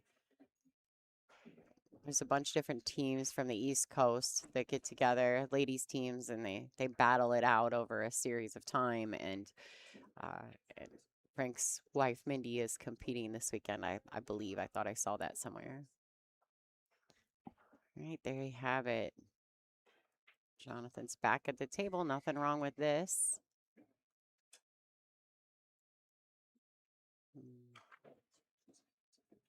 All right, so nice strike there. A little flat on this one. But he should be able to just kind of punch it, yeah, just like that. It'll come off the rail a few inches, giving him just what he needs for this 4-ball.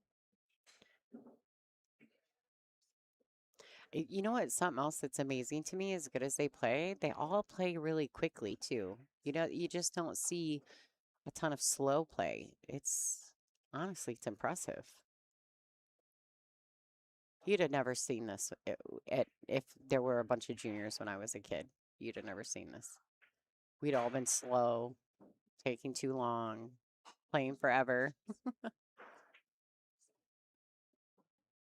All right, so if the 6-ball goes in the side, and I do believe it does, ideally he can just roll it in.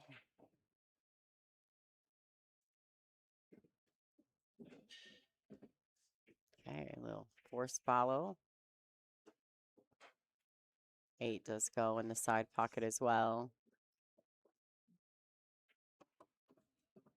All right, so a little bit on the wrong side. I think he would have rather been over versus under on this shot, but I don't know if he'll swing it around and go for it. He might, and he has. All right, great shot. Well played. The ball needs to slow up just a tad. And I think he's looking pretty good. Jonathan Rose may take the lead with this 9-ball.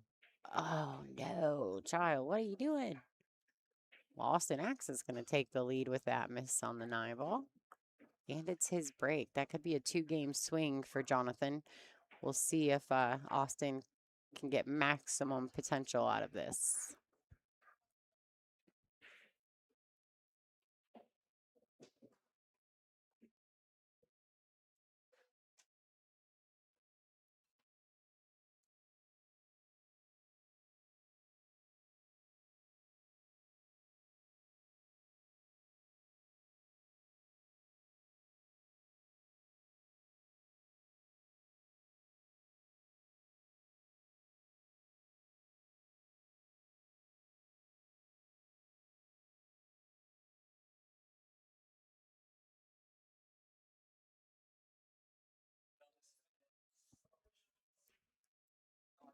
All right, straight back to work.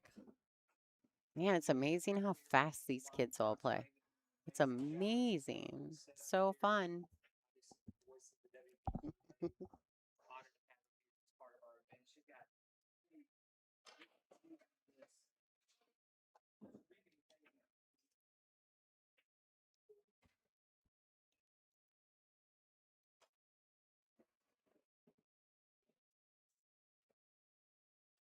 All right, so it doesn't quite get there to get on this 3. It's a big swing for Austin. And he attempted a safety. I don't think he tucked that cue ball enough, and Jonathan's going to have a look at the 3. Now, they are playing on 7-foot tables, so I wouldn't necessarily be surprised if Austin or if Jonathan went after it, but playing the safety is probably the better move. That wasn't really the best safety, but that's all right. We're going.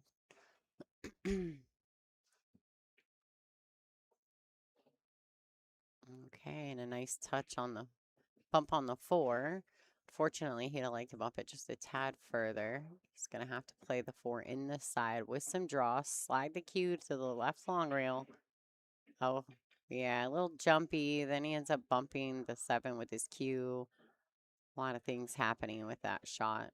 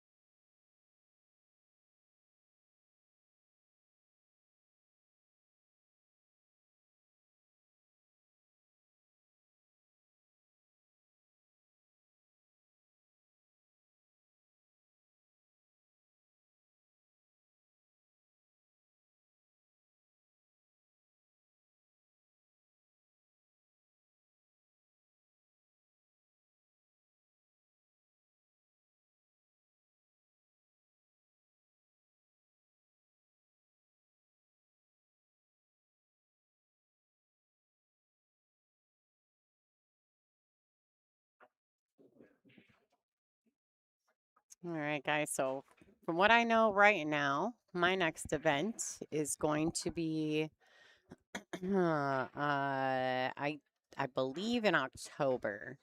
It will be the Bristol Borderline event, Janet Outwell's event. I think that's our next WPBA event. Then I'll be live streaming the Queen of the Slate event at Forest City Billiards in Portland, Maine for Tyson and Greg Lamb. You guys have never been to Forest City Billiards there in Portland. You got to go check it out if you're anywhere near the East Coast. It's fabulous pool room. So much fun. Great owners, great food. Really cool apparel as well. So grab yourself a t-shirt or sweatshirt. So we'll be doing that. LFR Live will be doing that one. That one won't be a WPBA event. Although there was some conversation that we would do maybe some dual streaming because it is now a JP Newt event, 5,000 plus added dollars, also making it a WPBA qualifier.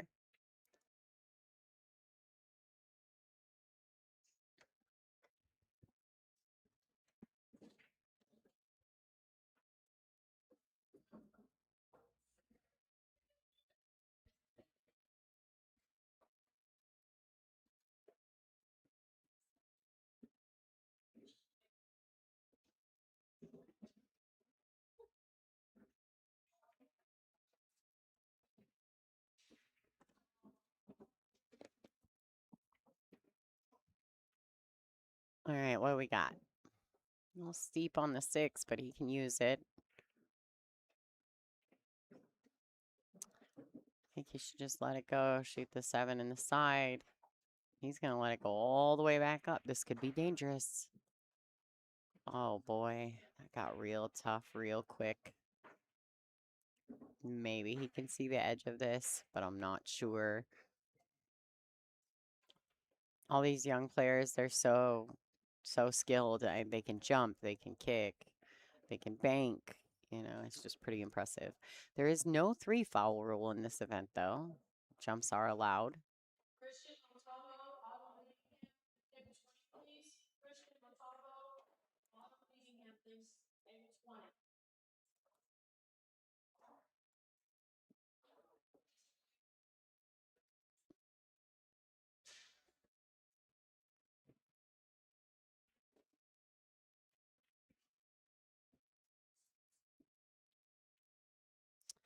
All right, so Ariana Houston has advanced. She'll be playing Carson Thompson next.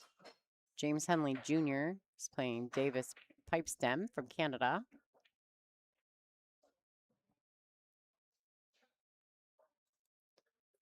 Kind of discuss what's going on. If you're interested in following along, go ahead and go check it out. We're at digitalpool.com. The name of the event is the Thunderdome Level Up Junior Open 9-ball tournament. So Torin, who we saw in the first match on the live stream, is playing Ethan Wolverton. Ethan is currently up 4-1 over Torin. Brandon Green defeated Johnny Hammontree 7-2.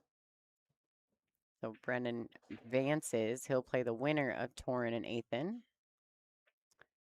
Braden Cooper just defeated Louis Hernandez 7-2. So he'll be advancing, and he'll play Colton Peach next on the A side. Denzel DeCastro defeated Connor Benedict. Denzel will play the winner of Jackson Boleychuk and Gage Smith. Some of the Canadian kids are pretty impressive here. Torrent for one, as well as Denzel DeCastro and Jackson Boleychuk. He's up 6-3 over Gage. Gage is fun. He's one of my favorites. He's very lighthearted and he's got a big character. He told me this morning we were down getting coffee together that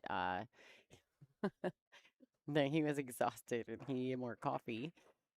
He stayed up way too late, and that's because here at the Statewide Sportsdome, you can stay up all night and play pool as long as you're respectful and you remember that, you know, there's a hotel all the way around you.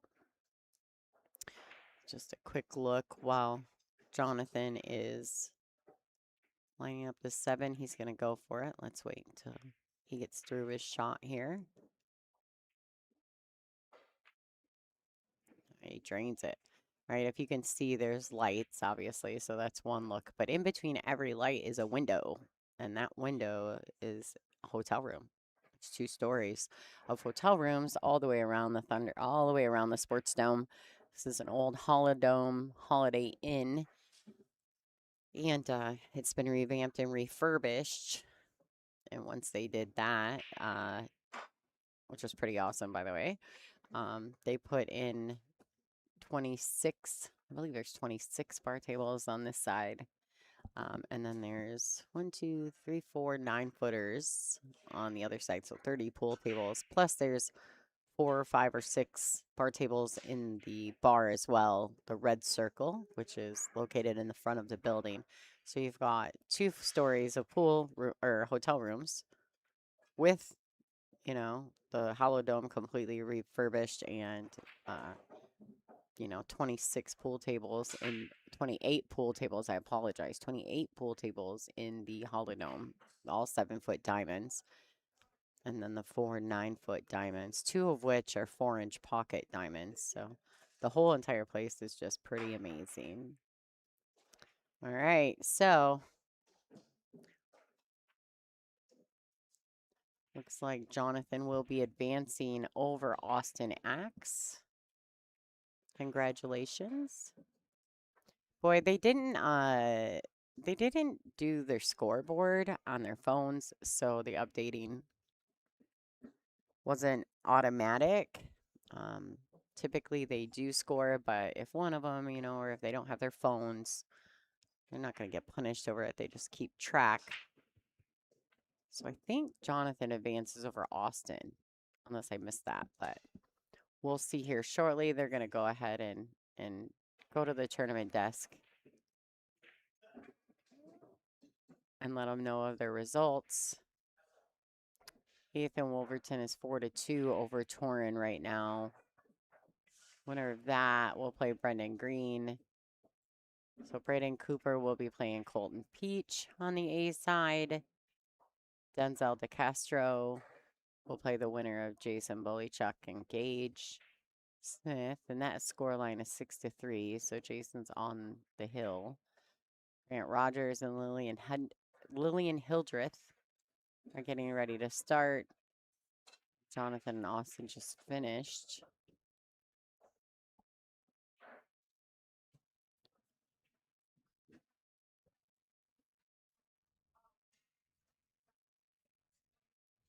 Ariana Houston and Carson Thompson are playing on table 17, which is down the way just a tad. Let me see what I can come up with, folks. Oh boy, I just moved my side camera on accident. Let's see what we can come up with here.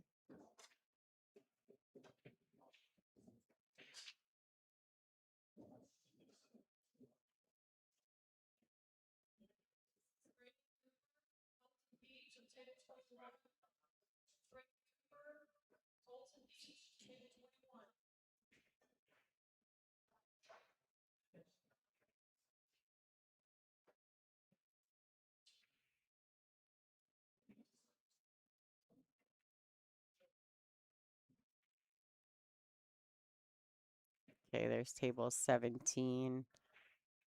Ariana stepping away from the table. Looks like, oh, what was her opponent's name? I'm forgetting again. I apologize, guys. Carson Thompson. There we go. So Carson's playing right there in the red shirt. Not the one with the VNEA symbol on the back, but the just walked past. All right, there you go. There's Ariana Houston. She's definitely grinding through the tournament. She had a top 5 finish and top female in the Chip Frenzy event last night, which was amazing, by the way. She did such a good job.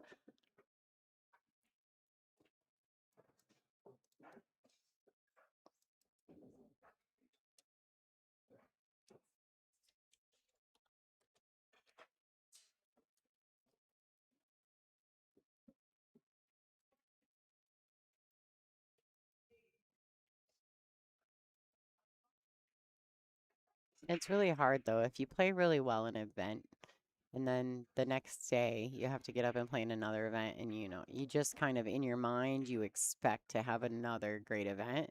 But it's difficult at times for that to always be the case.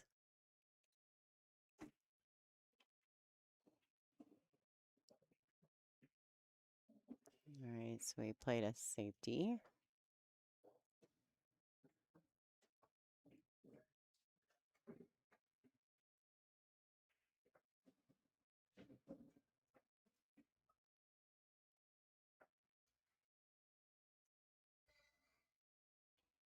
What I really like about Ariana is how she holds herself. She composes herself very nicely.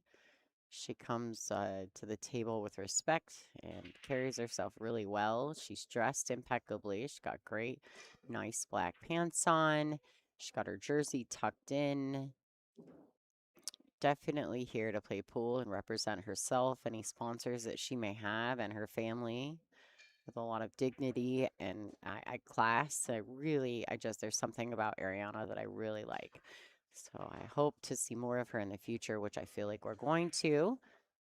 And she's going to go ahead and take that rack number 2. So the scoreline will be 1-1, Ariana Houston versus Carson Thompson. All right, we're waiting on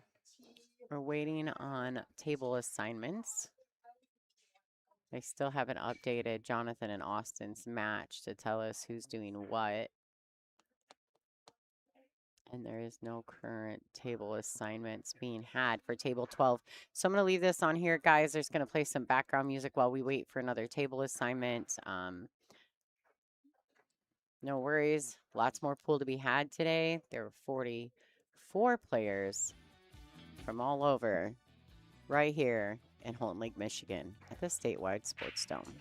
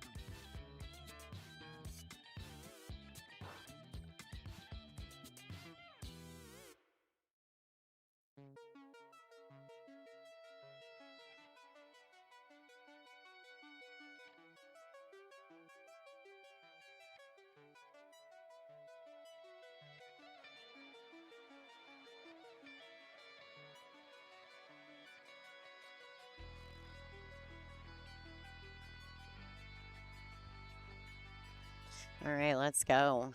Got another great matchup here between Jackson Francis and Austin Axe. This would be a really good matchup, I believe.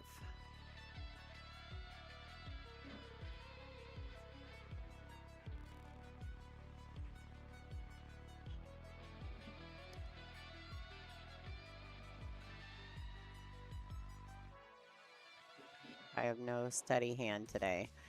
I think I didn't sleep enough last night. That's what I think.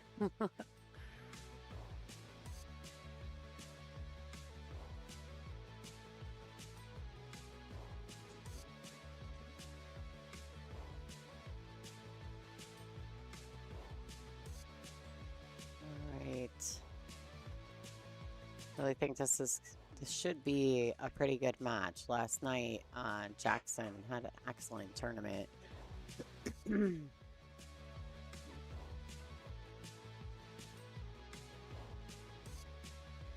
And he's grinding pretty hard today. I know he didn't start off, I think, the way that he intended to, but he has definitely come along, so I think he'll be fine.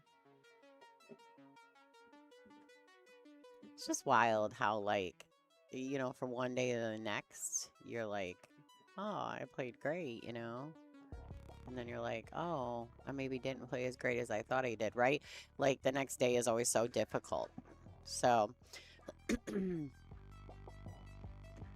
Jackson Francis 1-0 up over Austin Axe.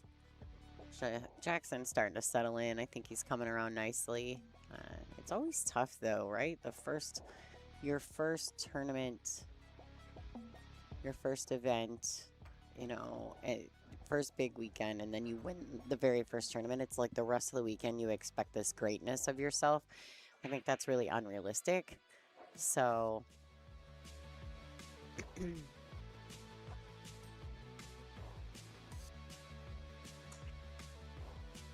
right, good break. He's got a look at the one. Got a great look at the one, actually.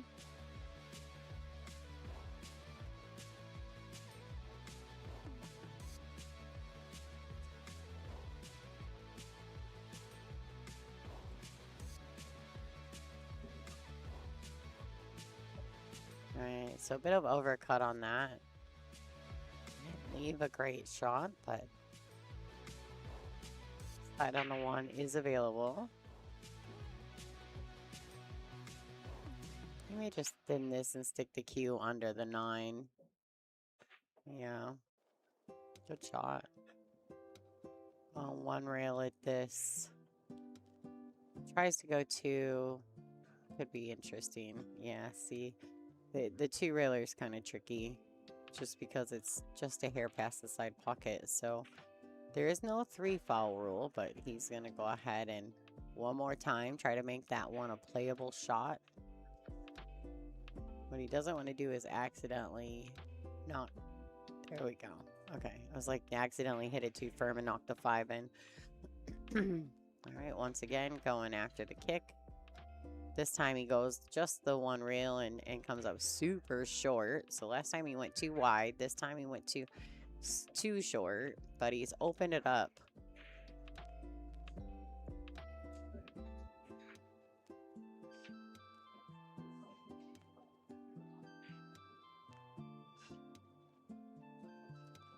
A little light on that, but should be okay. If anything, I really kind of don't mind this. He's gonna, if he drags it around, he could come up to the wrong side of that 5.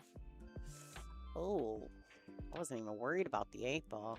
Boy, landed right on top of it.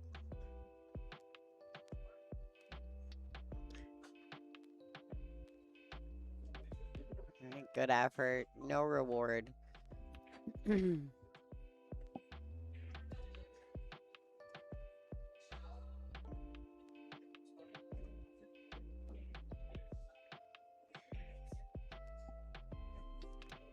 Trying to get some of these young players to come hang out with me and talk about pool. They're all a little gun shy. Love to play the game, right? But don't want to put themselves in a position to have to talk about it.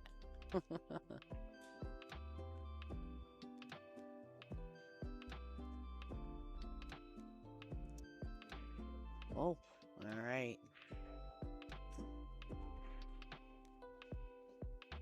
Permeate the side with a little bit of left hand spin, trying to get that cue ball around for the 9. Caught the ball really fast, so the English, instead of doing what he wanted it to do off the rail, he really just pocketed the ball with it. So making that 9 ball quite easily. Score should be 2-zip in Jackson Francis' favor over Austin Axe. Looks like it's about to be Austin's break.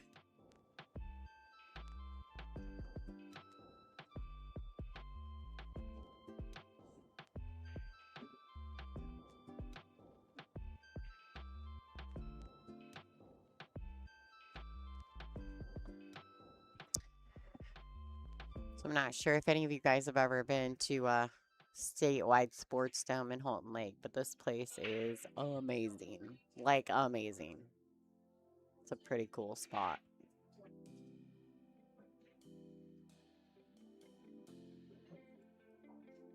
Yeah, I had a feeling my side camera got moved. I accidentally bumped it. The controller while I was still in that space, so good look at the room, good look at... I'm gonna do a real quick calibration. Wow, these kids are so fast.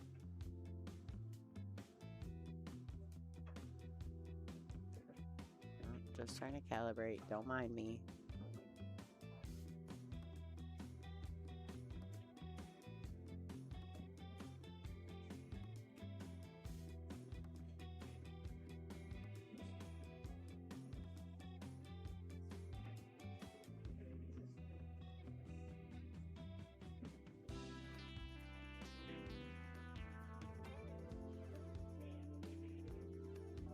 Alright, so Austin plays the carom on the ball in the pocket there. Now he's let that 3 ball go just a little too far, maybe not quite paying enough attention on where that ball's gonna go after he caroms off of it. So looks as though he's gonna set Jackson up pretty nicely here.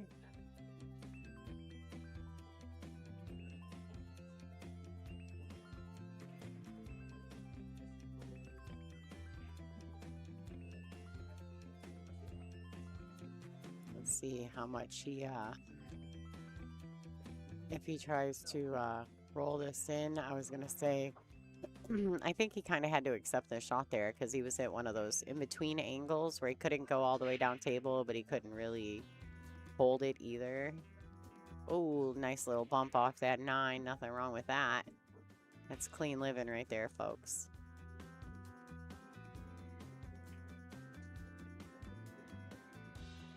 Alright, just a little center ball action, making sure to pocket the 8. Caught it a little thinner than I think he intended, but I do believe he's fine. He instantly called it, which you don't have to in 9 ball, but he did. Alright. Taking a pretty nice lead there from Jackson Francis, 3-zip over Austin Axe.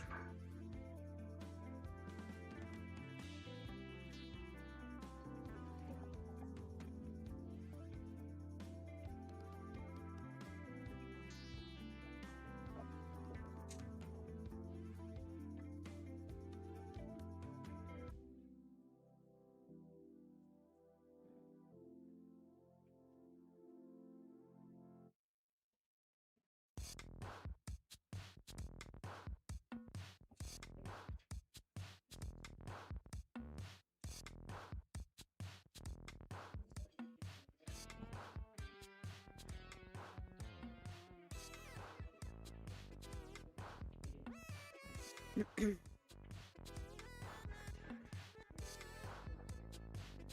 mean, I'm not gonna lie, I'm pretty amazed by some of these junior players. Like, 1, at their pace of play, 2, at most of their decision making, and 3, I mean, they just really strike the ball well. Now I know we're on 7-foot tables, which, you know, is kind of an equalizer in the grand scheme of things for players of this speed and caliber, but I mean, it's impressive if you watch it closely. I mean, I feel really good about the state of junior pool with these young ladies and gentlemen coming up into the game.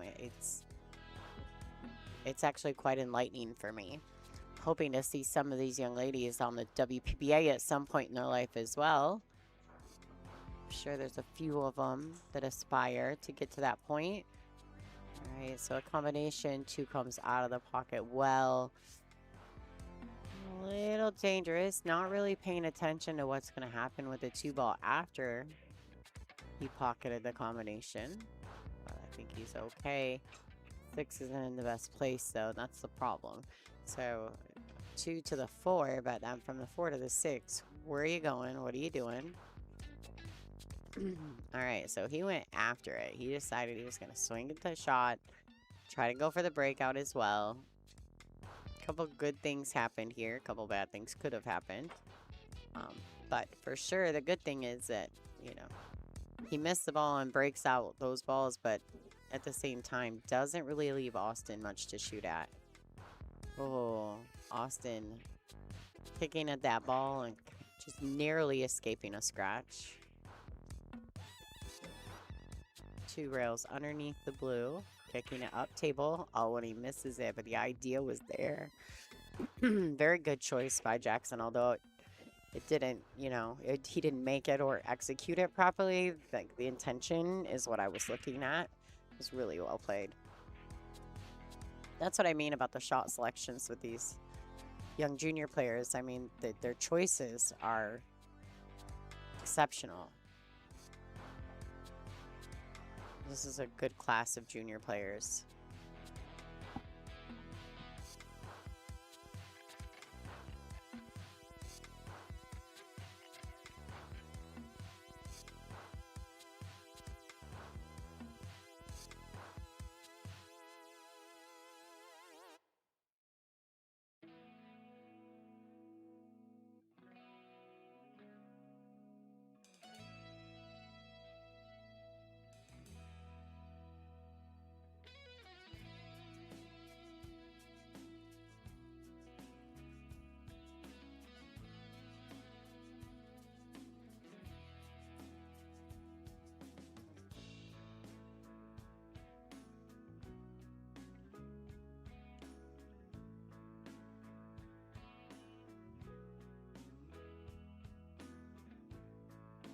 Oh my goodness, I narrowly diverted a disaster back here in my booth. So I was spinning around and the chair that I'm in has arms on it. And I didn't think about the fact that the arms are a little bit higher than the table I'm sitting in. And I spun the chair around and it got underneath the edge of the table, almost flipped my table. I've got 2 monitors, a mixer, controller, and it's all setting behind basically like a drum surround. And I almost took it all out. It would have been such a disaster. And you guys would have been able to hear it all because I'm right in front of the feature table. Oh boy, that would have been ugly.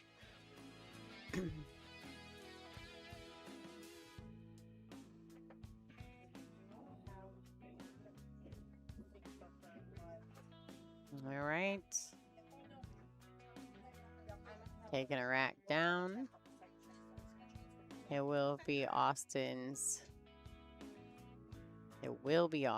break.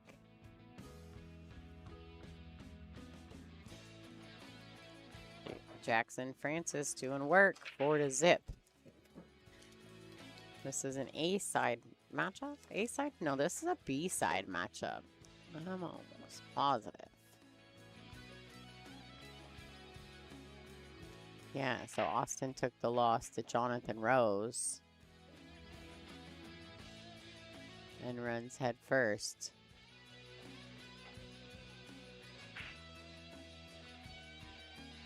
Into Jackson.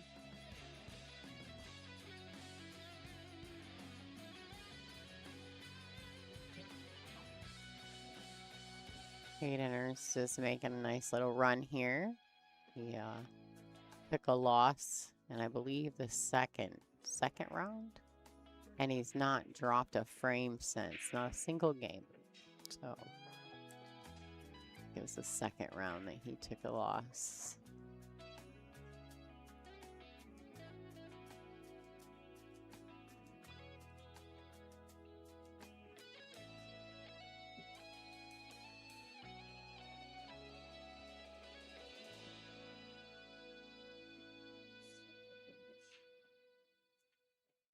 Oh, swish.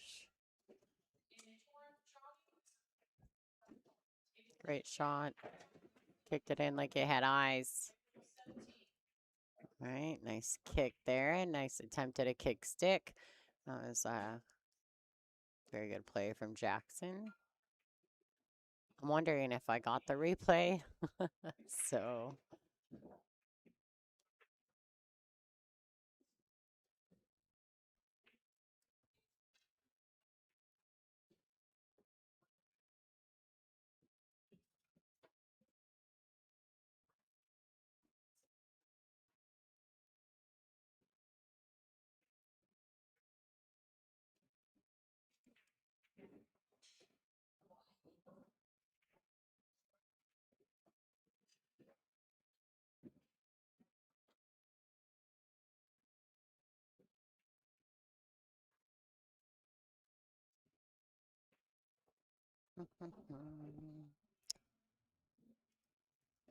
I'm not sure.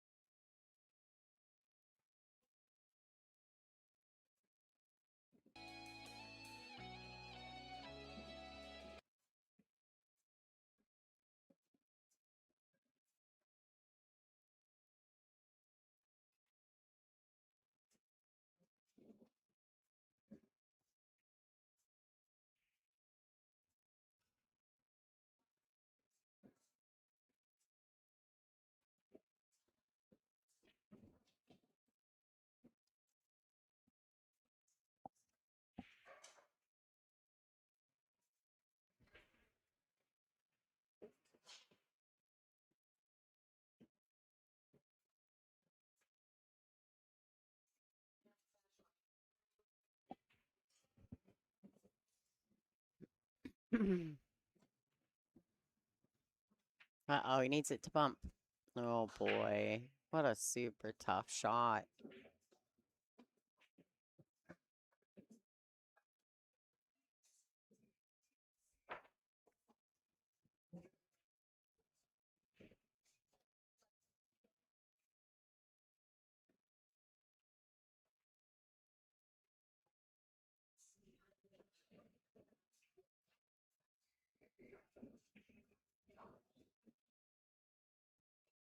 All right, let's see what he decides to do here. Looks like he's gonna try to cut it to the top left.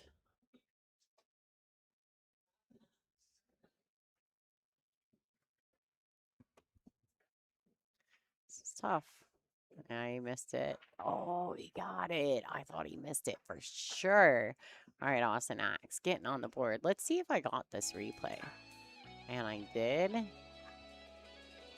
This is where he beautifully kicks the one into the side. Swish. Great play.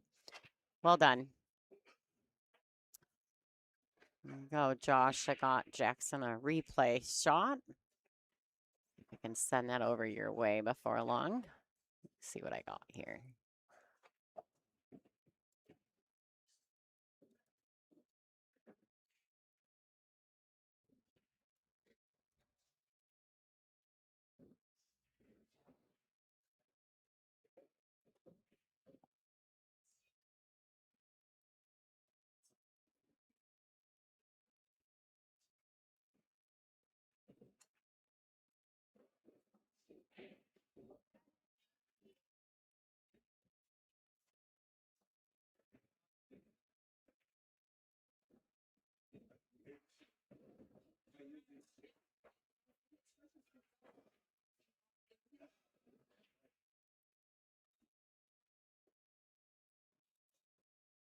Don't lose my switch.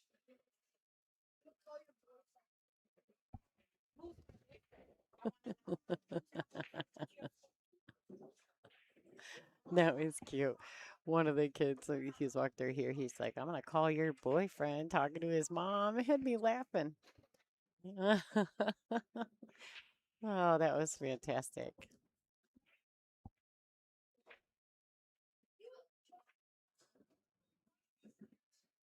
All right, good shot. Oh no, it's gonna leak underneath it, making a very difficult shot. Now I don't know if Jackson can if he has to be all offense here, or if he can get underneath this enough to kick it lightly. A little right hand spin, kick underneath it. Oh, he's just gonna drain it. He's going all in on it. Oh wow. Well, this could be trouble. We'll see.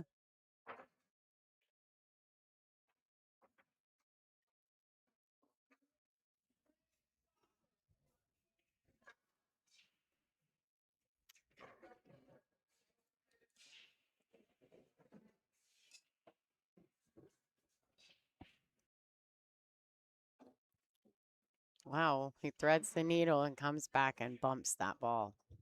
Bumps the 9 right out of the way. Like it's nothing, right? Like it's nothing. It's crazy how good these kids are. All right, good look at the 9. Wants to really make sure he's connected to every piece of this shot, rolling the ball in, never letting loose on the cue ball. Austin Axe taking another rack. The score will be 4-2, still in Jackson Francis' favor. This is a race to 5. Elimination round match for both of these young men.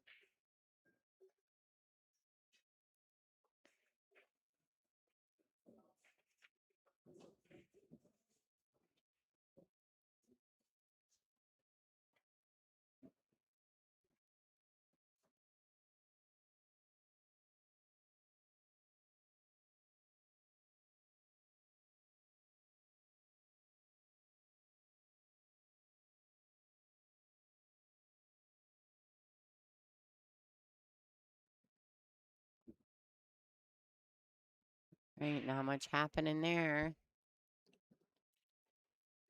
I'm not sure if he can see the edge of this one. I do believe he can, but that doesn't mean I know what I'm talking about.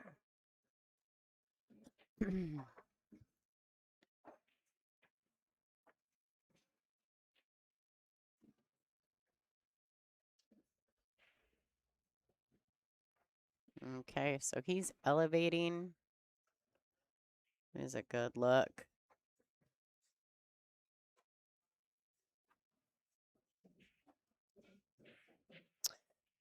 Wow, another replay moment.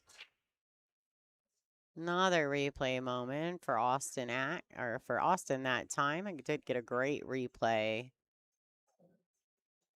for Jackson. Done. I've already sent it. This family, all right, he needs it to come forward. A nice little bump would be great. He's close to it. Very, very close. I don't know. He can really get into this the way he'd probably like to. A little more space than I thought, but the hard part is here. You have to be able, I mean, do you go all in, try to jump up, get your cue out of the way, and swing the cue ball back and forth multiple times? Or you just try to roll it in nicely with some spin. All right, so the pocket, he shot it way to the outside of the pocket, but he got away with it, I think. He may have, he's just a tad hooked on the 5. The hard part here, even if you go rail first, then you're going to bump the 9. You bump the 9. You're either taking a really tough shot or an unmakeable shot on the 6. Let's see. Ooh, you got away with that one. Great shot. I like it.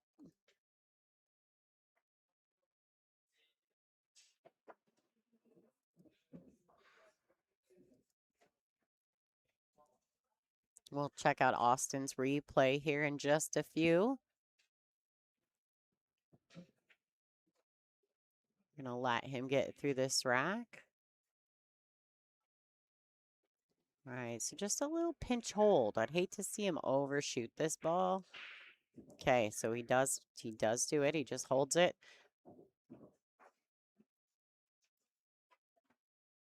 I feel as though it's so hard when I don't have my overhead camera. He may be able to just draw this out. Yeah. A little tricky. He may go for the draw, maybe a big draw stroke, going for the 8 in the side. Yeah, he does. Overstrikes it a tiny bit. What's dangerous here is coming off the rail, top short rail, and he's definitely looking at it in the side pocket. The only other thing I see would be to just pinch hold it, take a longer shot on the 9 ball, but he's going for it. Up and down the table, and wants the cue to slow down. Okay, now go faster. This is tough. This is a tough shot on the 9. Very tough shot on the 9. Much tougher from the side look. Meadow Johns in the top of your view just made a killer great shot on the 1. She banked it cross side. Brought herself around for the 2. Came up a little short on position. She actually under hit the bank just a tad. Wow. What a good effort, though, for that young lady in the top of your view. This 9 ball for Austin Axe. He's doing a little pre-warm-up strokes.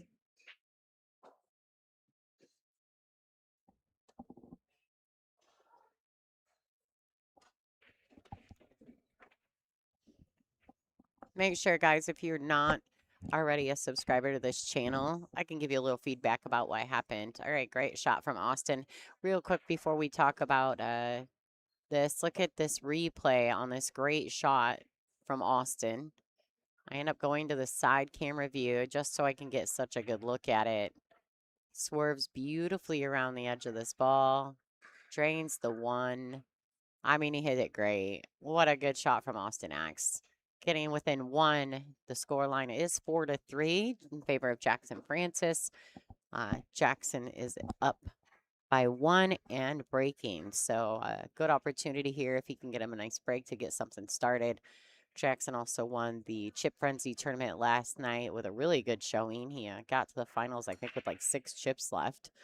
The kid that he played, Davis, in the finals from Canada, he had 2 chips.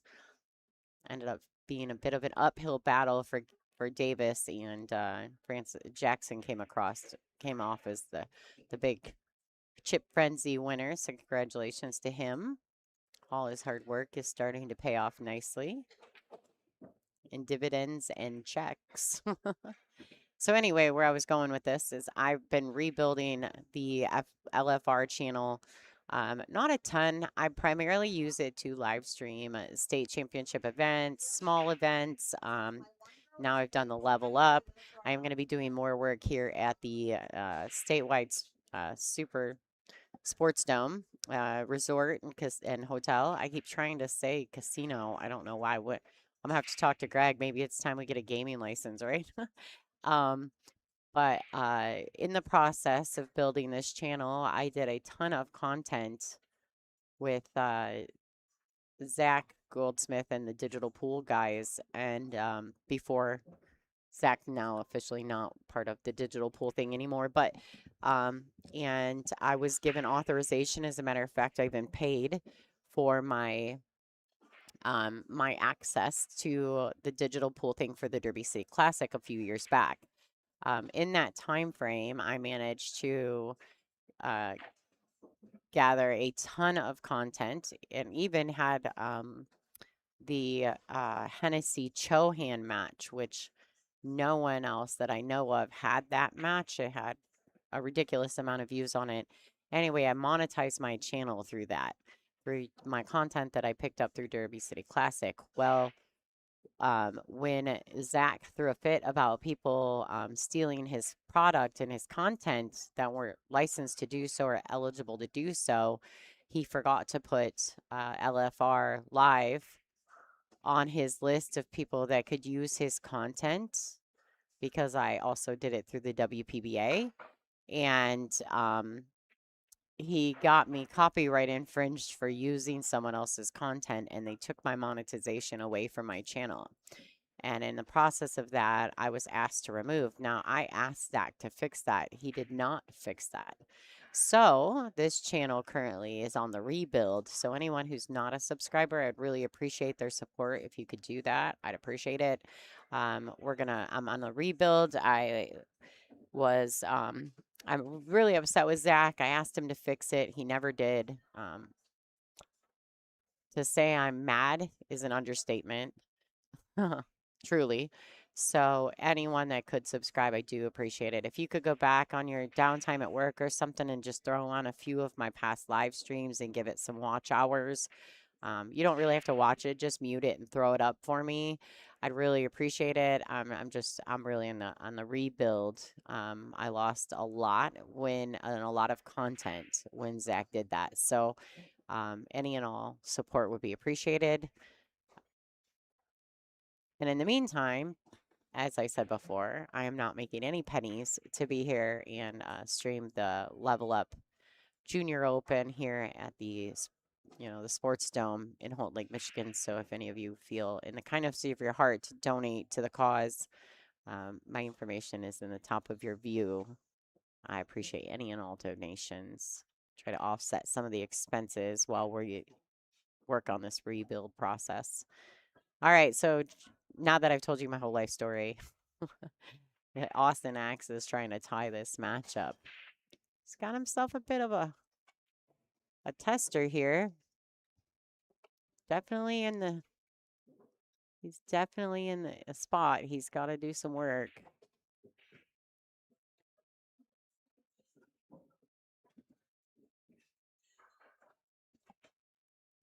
After he does this, I'm going to recalibrate my cameras. I shut everything off and rebooted last night just to be proactive on a few things I needed to get done. Oh, good swing at it. Is he going to make it anyway? And he almost did. But I'm going to recalibrate that side view here in a bit. I think Jackson, I don't know that he can cut this in the side, but I think it's likely he can make that ball in the corner.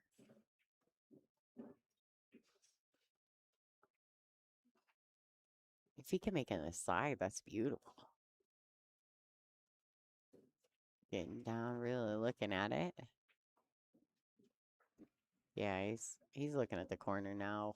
All right, elevating, maybe trying to swerve just around the edge of that 9 ball. Wow, and elevated. What a great shot from Jackson Francis.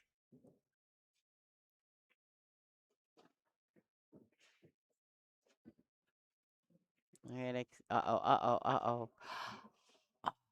Nope, he's got to keep that together. There's a very strict rule here about the show of emotion, although I don't blame him a lick, but let's go ahead and give him some positives here. This is a replay of that great shot on the 8.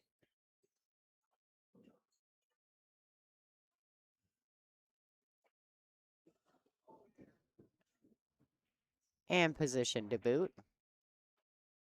Great shot.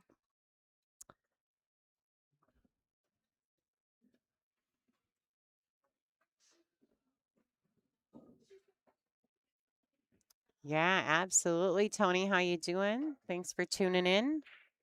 Yeah, this is for sure a great place. Here's a good look at the room view. It's an old Holidome Holiday Inn.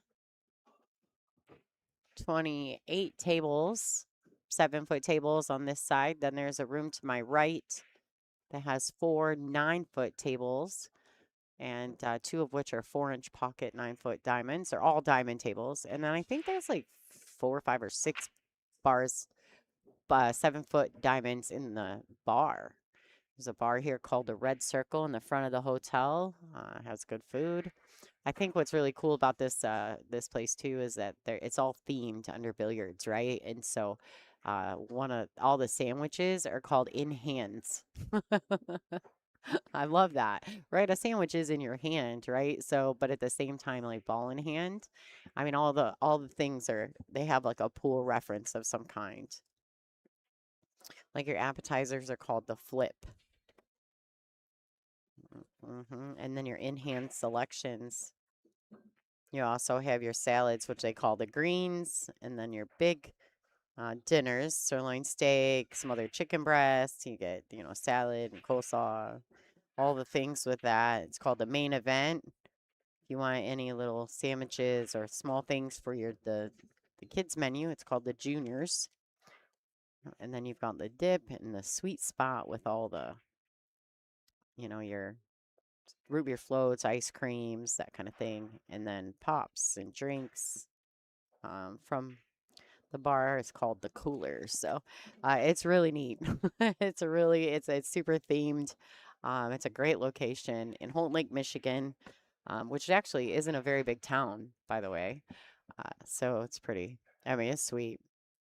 All right, so that mistake for Jackson could be costly. Jackson's up was up 4-3, and with that scratch on the 9 ball, he's tied this match up. Now scoreline's 4-4 with Austin Axe at the table, taking his time, trying to make good decisions.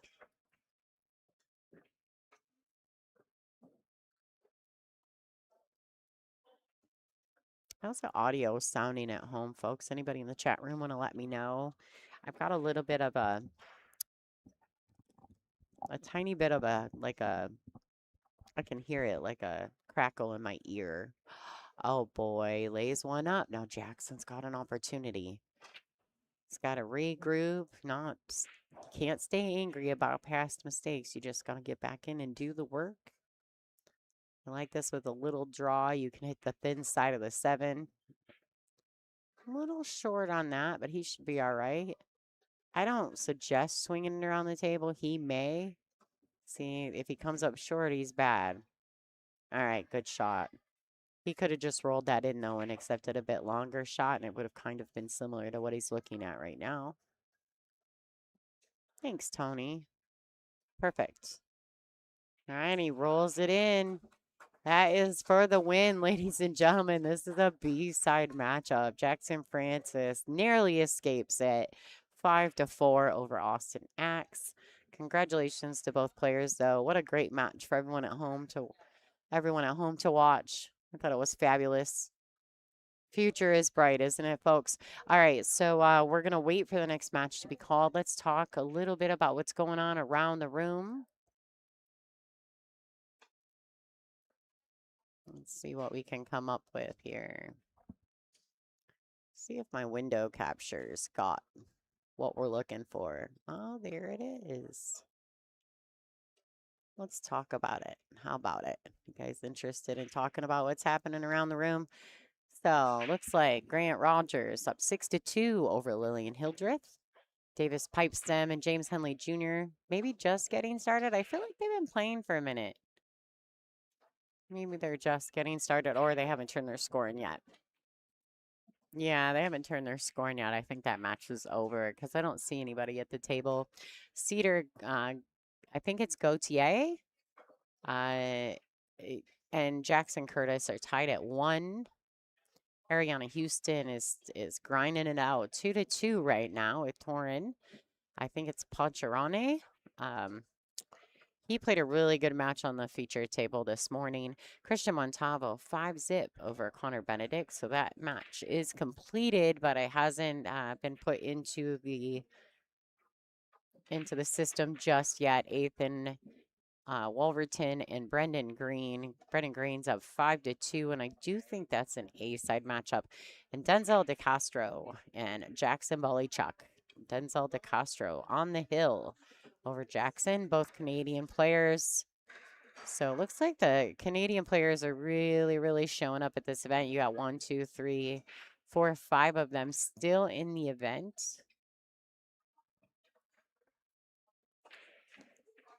So still more action to be had. We're waiting to find out who our final four will be after these matches.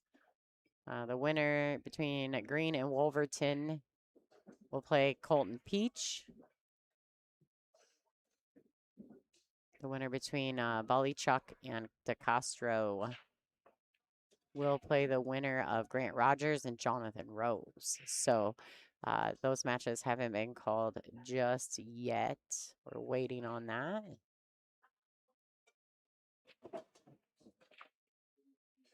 No table assignment as of right now. Hayden Ernst has taken a nice win over Gage Smith, 5-3 to advance. The winner of Christian and Connor should be Christian. I don't know why it hasn't reported, but it looks like Christian Montalvo may be playing Hayden Ernst next. I think they're going to wait for that and maybe put that match on the feature table. Let me go find out. Yeah. All right, so it looks like they are bringing Christian in. So, ladies and gentlemen, we're going to have a barn burner coming up next.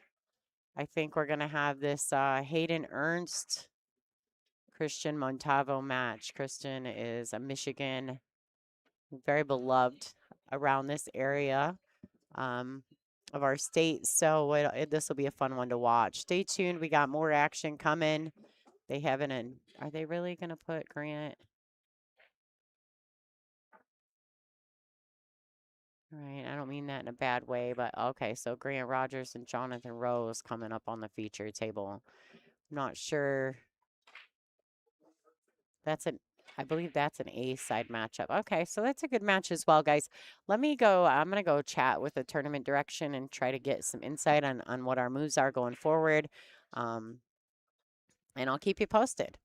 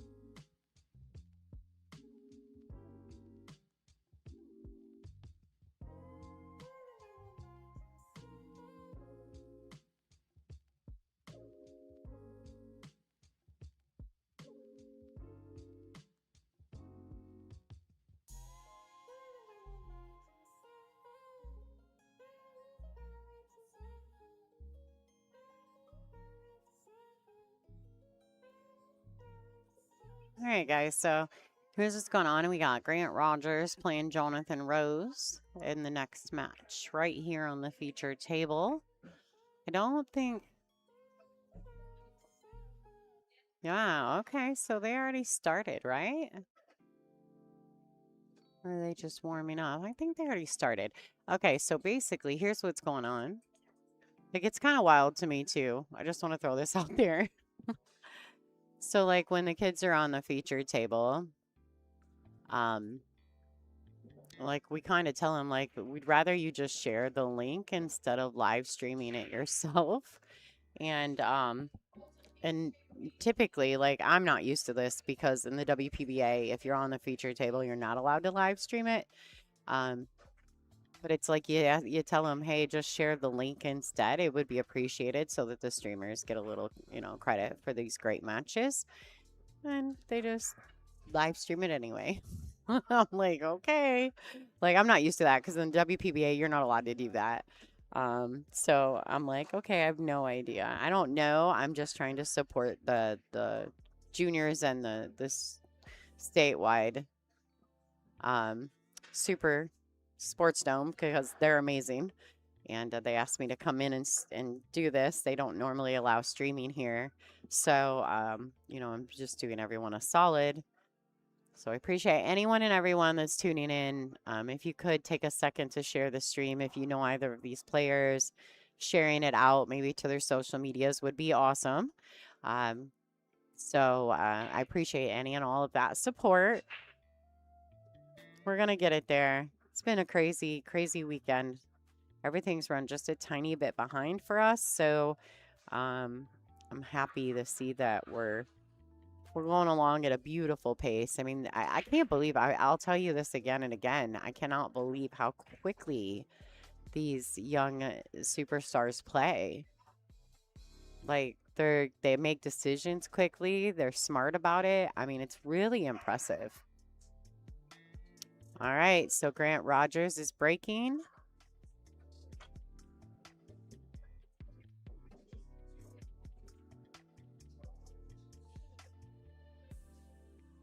This is an A-side matchup.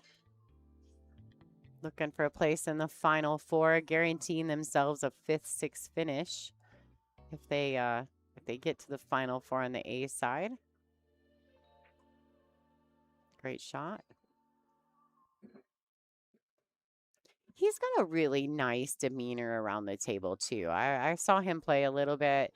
I was watching him a little bit. I like how he carries himself around the table. He actually always kind of looks like he's enjoying himself, which is kind of fun. You don't see that a lot of times with the adult players. Very clean. I mean, he was completely elevated with his back leg up off the ground too, and he still struck that ball pretty well. All right, so Jonathan Rose. This is not our first look at Jonathan. We're familiar with Jonathan. He plays pretty good.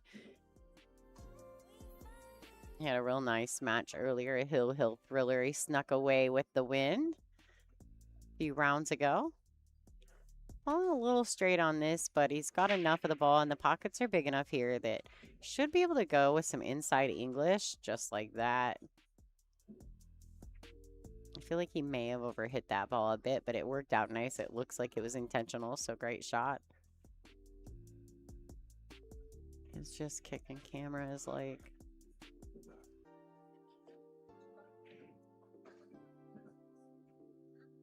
Oh, weird bump, weird bump. All right, what do we got?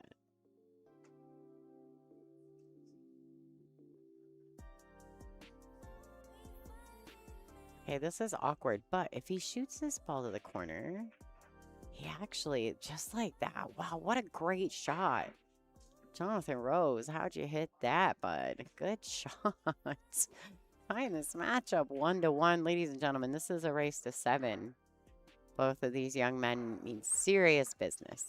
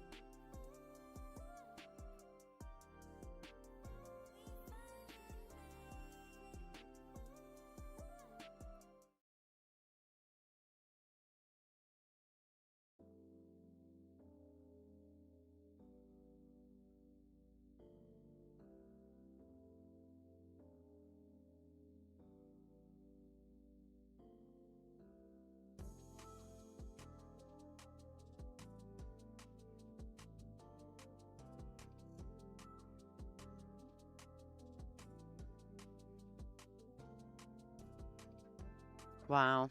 He's got himself in a bit of a spot here, doesn't he?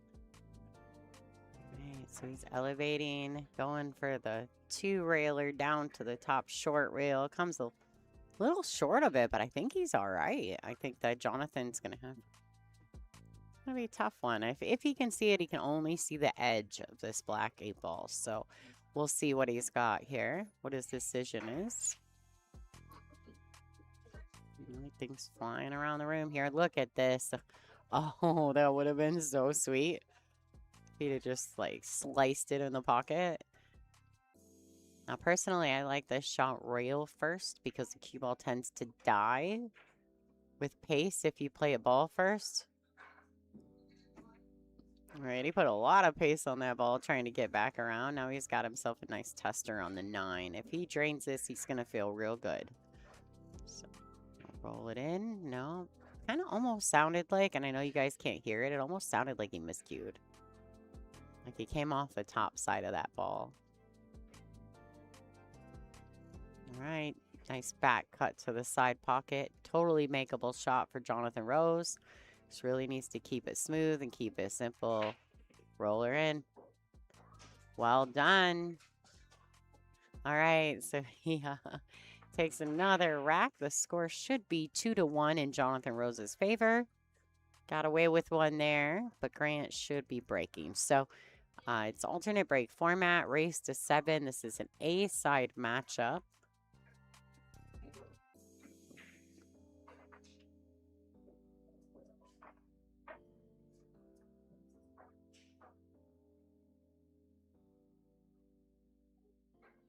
The winner of this match is guaranteed 5th, 6th in the tournament. I think they're 9th through 12th right now, so it's a big swing to not land this win.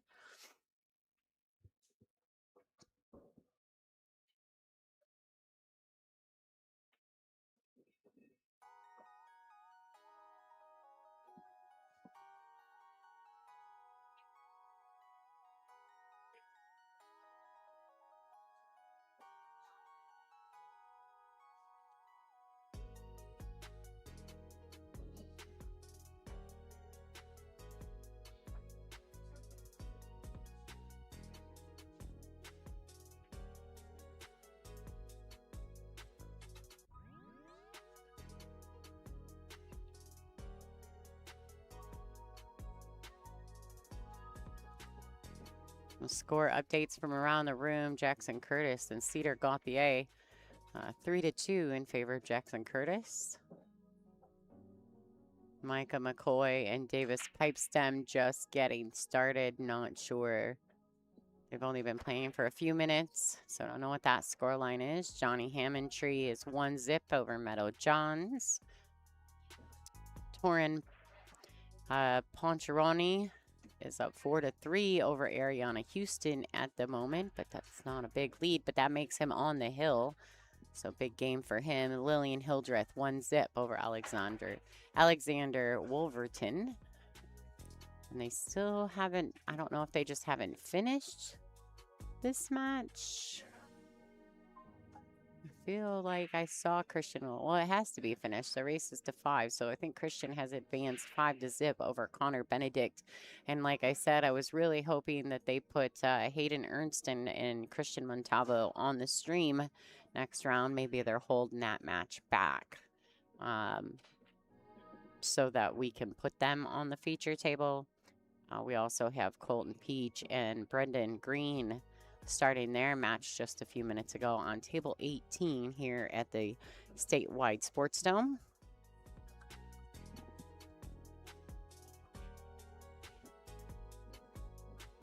All right, Grant. Oh, this is a good look for Mr. Rogers. I didn't mean that. No pun intended. That's a Lonnie generation thing, not a these guys thing. Oh, he overran this a bit, so getting position onto the 8 could be interesting. Now, me personally, I enjoy swinging this cue ball around with some draw and trying to come back up kind of where he just put his cue. If he goes forward and clips the edge of that 9 at all, he's in trouble. If he goes forward and then just accepts a more difficult shot, he's swinging it around. He doesn't get the pace. Let's go. Let's go. All right. He got it there. Great shot. I like that. I like that shot a bit more than I like playing it with any kind of follow whatsoever. Oh, okay. Good opportunity for Jonathan Rose. Grant giving away the last couple of racks. Jonathan plays too good. You can't be giving up the easy ones. All right. Wow. 3-1. Jonathan Rose in the lead over Grant Rogers. Looking for a place in the final four of this tournament on the A side, of course. Good event. Good showing from Jonathan, but Grant's given away the last couple. So we'll see if he can pull that back in. We're going to also, like I said, I'm going to try to get Gage and a few of the other players to get in the booth as we get towards the business end of this event. So stay tuned, folks. There's going to be some good times ahead. Thanks so much for watching. If you're not currently a subscriber, please do so. We're on the rebuild on this channel, so I appreciate any and all support. Hopefully we'll be doing a few more junior events. I know I'm looking into potentially doing the VNEA juniors out in Nebraska this year. So if you're a big junior fan, please make sure to subscribe to the channel. Hopefully we'll have some more big things coming up. So, all right. No good there. Jonathan doesn't have much to look at. Probably playing for the push. Where's he swinging? He's swinging, huh? Okay. Shortened it up a ton off that top rail or that bottom short rail there. Grant's going to take the ball in hand and run. 4-7 are a little tricky. That's going to be key, I think, in this, even maybe the 5 to the 6. So we'll see how Grant maneuvers through this rack. Not really. This is tough. He's going to probably come on the... Whoa. I'm not opposed to the way he tried to dig in and get down table, but maybe a little quick in the delivery. He is on the feature table too, so I don't know if that plays in, if how familiar Grant is with being on live stream, but sometimes that does make a difference in the decisions and the choices that they make.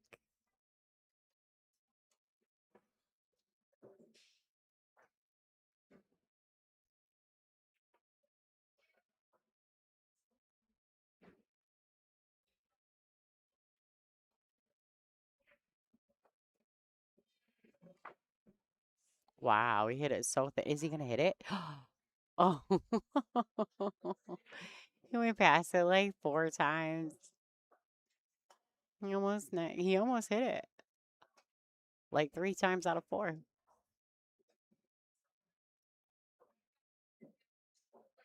All right, Grant. Let's go. A little draw action. It's amazing to me all the things that these young players can do. They can draw, they can kick, they can jump, they can bank. Like the skill sets on these young men and women, men and, you know, ladies, whatever. It's impressive. All right, so Grant very quick in his delivery there. Once again, put him in a bit of a bind, giving away the end of the rack. I mean, of course, Jonathan's going to take it, as he should, but Grant's definitely given a few away. Maybe take just a tad more time on delivery of shots and committing to making the shots, because that's what it takes to win. All right, and Jonathan Rose capitalizing. He made a good 4 or 5 ball run out there. Score is 4-1 in his favor. And he's breaking.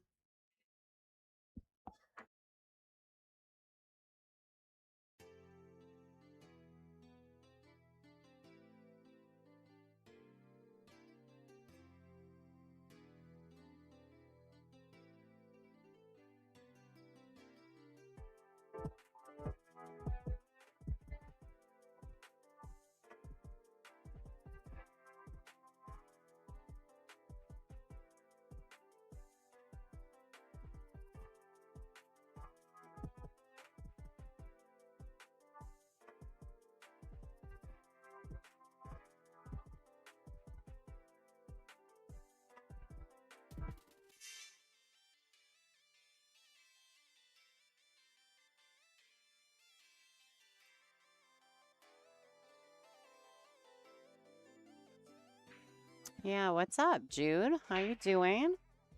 Oh yeah, I'm gonna be back on the stream. I actually was supposed to be on this stream on Sunday at the World 8 Ball, but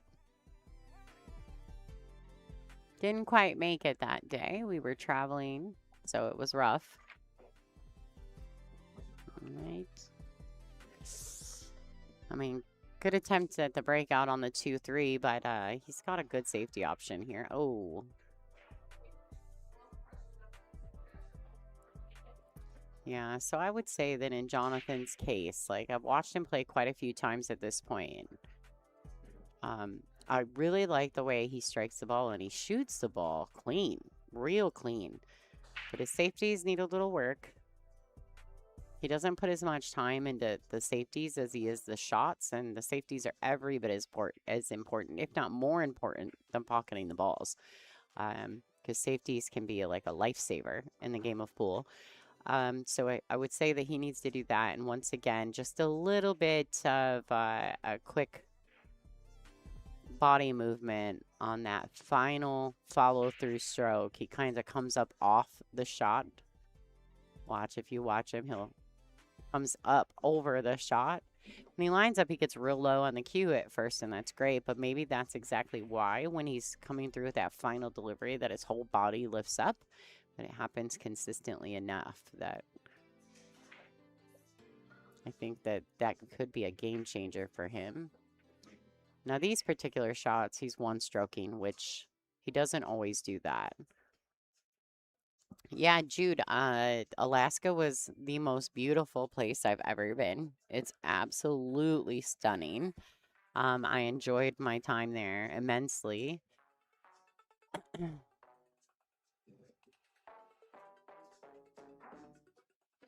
It's one of the coolest places I've literally ever been. Next time, though, I think I'm gonna go back.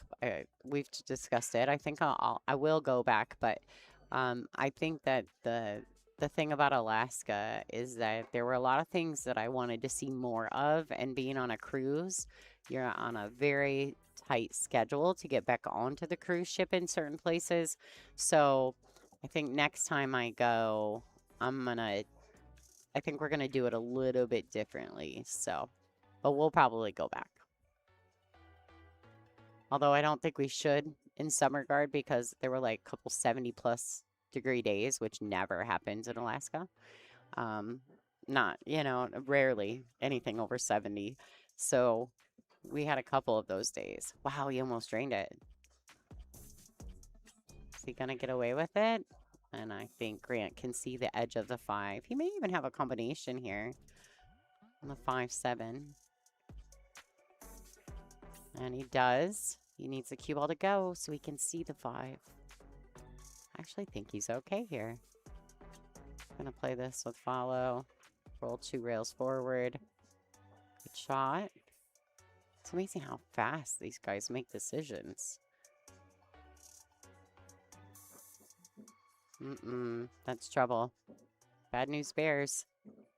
And another rack in the last few balls that Grant has given away. I think this is the 3rd rack where he's given away the last 1 or 2 balls.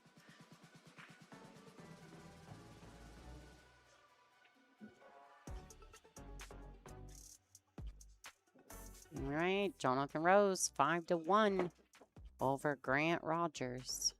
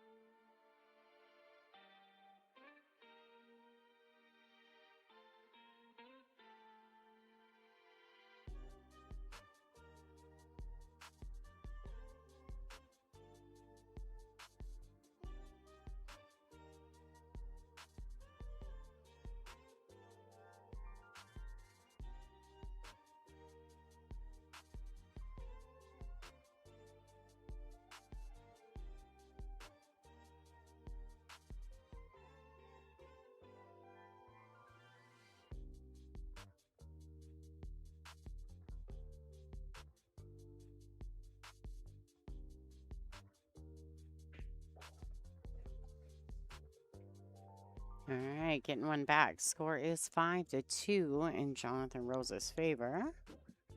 Grant Rogers working hard, trying to get back a few of those racks. He probably feels like he gave away, as he should.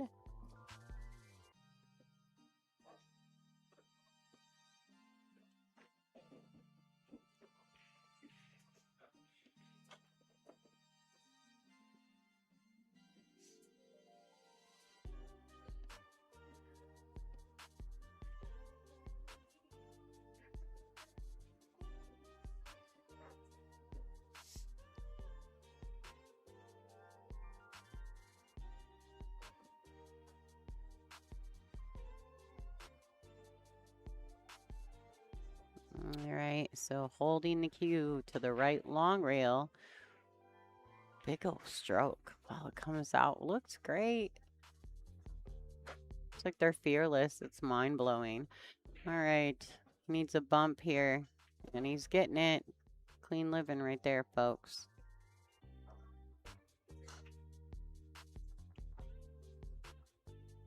Okay, he's going to end up real close to the side rail. Roll forward and take the 7 in the top left. Personally, he can do anything he wants here. Draw it. He's got a really good draw stroke. Now he's overdrawn it, though. Swinging it around. 1, 2, 3 rails. Another miss at the very, very end of the rack for Grant.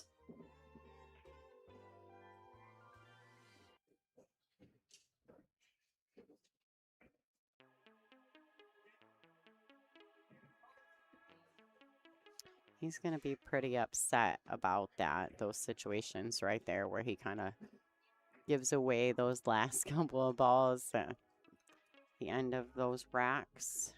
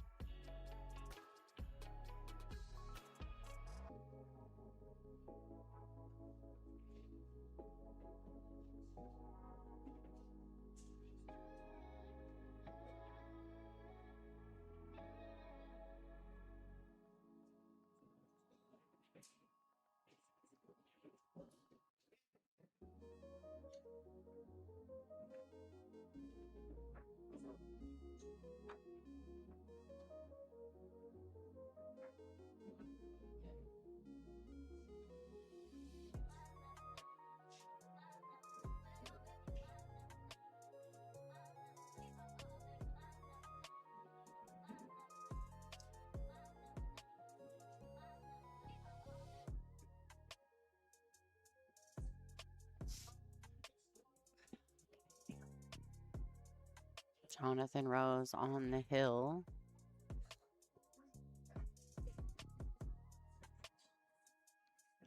Grant getting himself another notch. Oh no, so Jonathan does snap it off. Okay. Sorry guys, somebody sent me a message and I missed the whole last rack. I'm super bummed about that. All right, congratulations, Jonathan Rose. Grant's going to the B side of this event. Let's go look at what's happening here. Let's bring up our window capture so we can discuss it. Let's talk about what's happening. Davis, Pipestem, Micah McCoy taking a 3-1 lead over Davis. Jackson Curtis 1-zip over Louis Hernandez at the moment. Meadow Johns and Johnny Hammondtree. Johnny 9 Main 4-1 over Meadow. Lillian Hildreth 4-1 over Alexander Wolverton. And Colton Peach 3-1 over Brendan Green. Looks like we got what we asked for. Hayden Ernst, ladies and gentlemen, the Maverick versus Christian Montalvo on table 12. Let's go back to the action. This is a race to 5.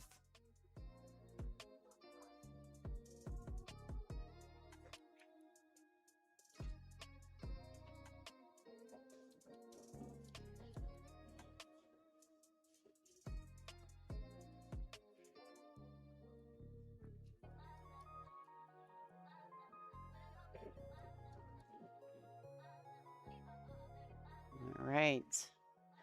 So I don't know what Christian's Fargo is. I want to say he's probably like a 450. Not 1,000% sure, but Hayden Ernst is a 707, and he's a #1 ranked player, junior player on the Level Up program. So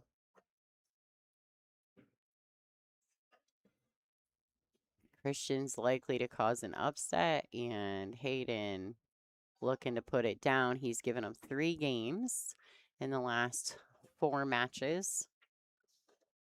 So this is tough action.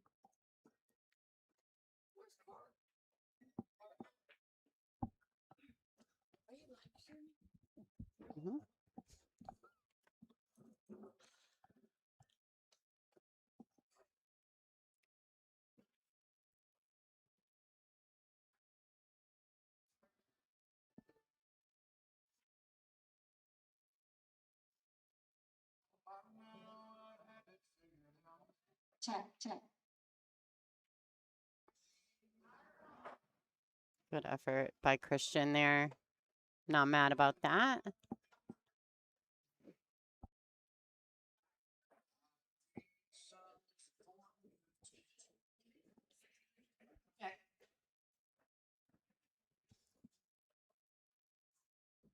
One thing about Hayden that I find thoroughly intriguing is he is such a well-versed young player. He can play one pocket. He can play banks.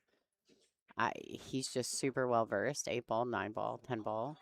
And these tournaments are always a tough grind because they're usually short races on the bar table, which I feel like is the equalizer for Hayden. For someone to go up against Hayden, I think their best shot would be on a bar table versus against him at the level that he plays. Because he's very, very good on a 9-foot table. If you haven't seen it, look it up. Watch his match at the Derby City Classic versus Shane Van Boning. I think he was down like 6-0 to 6-1 and came back and tied the match up. I want to say he was on the hill first even. But he's just such a talented young man, and he's not done getting better. I truly believe that. But right here on this bar table, anybody has a shot. In these short races on a bar table, I think anyone here can win. Even though Hayden's probably the highest, well, he's 100% the highest ranked player in the event. I'm not going to lie, he might be the highest ranked player in the room. We've got some of Michigan's top players here too, and I'm not sure if He might have a higher Fargo than them. I'm gonna look it up just cause. Tyler Thornton's in the house, so if Tyler Thornton, I would say typically Tyler's probably the highest rated player here, but we're gonna look it up just because. Inquiring minds want to know. Have a great day, Jude. I hope you enjoy your day. Ike, I would agree. Hayden's for sure the best banking junior player in the world. That would be my opinion as well. I mean, or even potentially one pocket. Like, I mean, he's just really well versed. He's got all the things. All right, so taking rack number 1, Hayden Ernst, 1 zip over Christian Montalvo in this race to 5.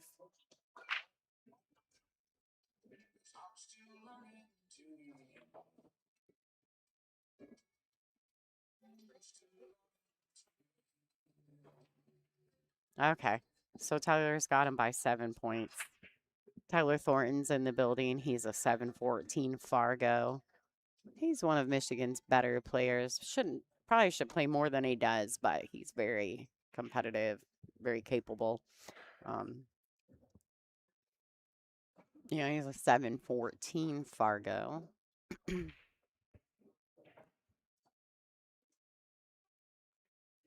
So yeah, he's only a few points higher than Hayden.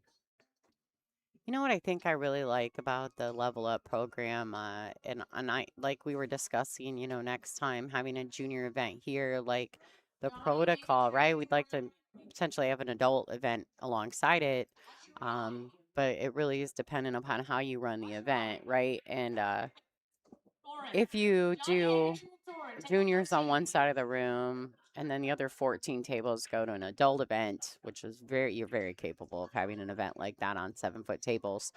But you got to hold the adults to the same standards, right? And the juniors, they have to be dressed presentably, jerseys, dress clothes, whatever it may be, black pants, black on black shoes.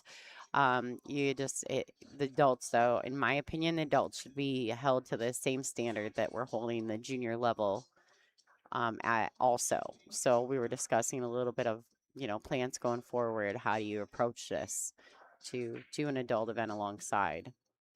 All right, so taking rack number 2, Hayden Ernst, 2-0 over youngster Christian Montalvo. But Montalvo will be breaking next.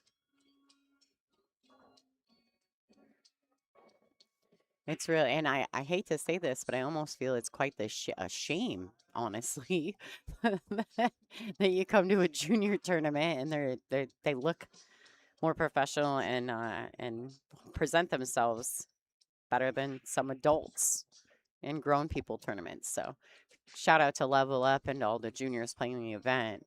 You guys definitely know how to put on a show.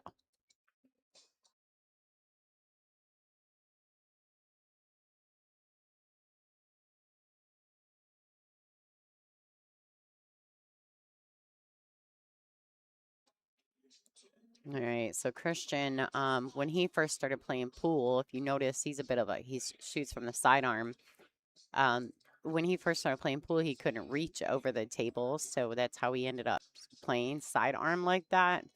And now as he's getting taller, he's still got he's still got a bit of that left in him.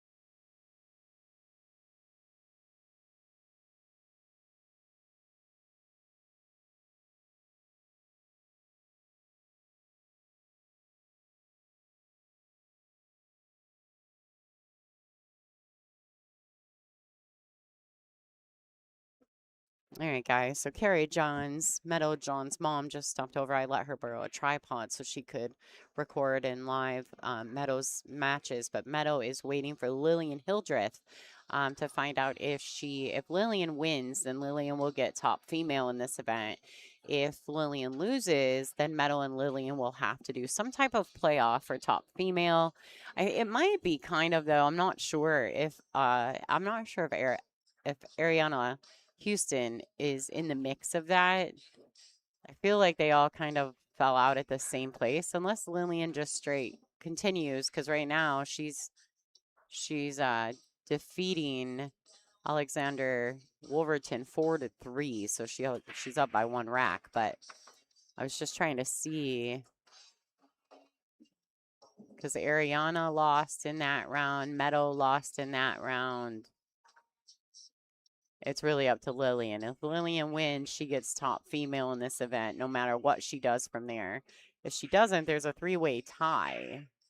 So I think they're waiting to find out what's up with that. It was nice speaking with Carrie. I am trying to get Meadow and Ariana in the booth to talk a little bit about pool and maybe about the junior level up program for the next match. So we'll see. Right now, Hayden Ernst is taking a pretty strong lead off the rip against the youngster Christian Montavo. Oh, look at this. This guy, he's just showing off now. That's all.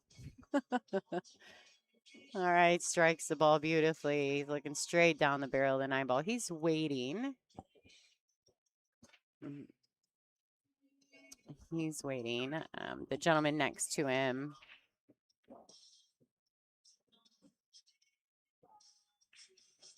Yeah, Torin. That's his. I couldn't remember his the last name I can't say. Pocherani. I'm not even sure I'm saying that right. It's so bad. He's got a really tough name to say anyway. So Torin was at the table next to him, and so Hayden was waiting for him to shoot before he shot his 9, and the score is 3-0 over Christian Montavo.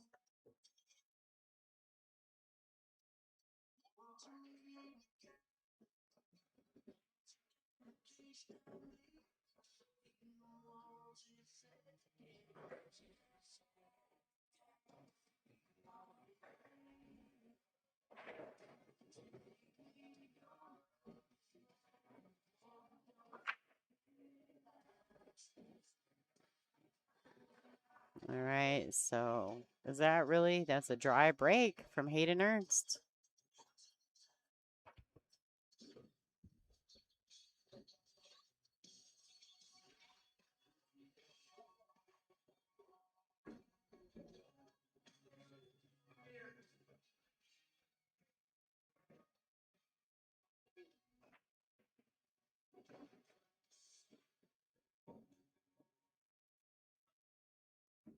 All right, nice shot from Hayden, putting Christian in a bind. Let's see if he can 2 rails at the 1. He just barely misses it. It's tough action. The 2-ball is a little bit hooked up. Hayden may opt, and as he should, honestly. I mean, he may go after it just because he's got a little bit of a lead here, but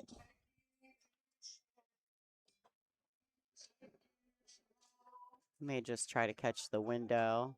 It's dangerous bumping the balls like that. I mean, he gets away with it, right? But it's dangerous. Perfect. He just pinches with a little draw, the 2 into this pocket, brings the cue ball out towards the center of the table. All right, little shot to the side. Just pinches. Uh-oh.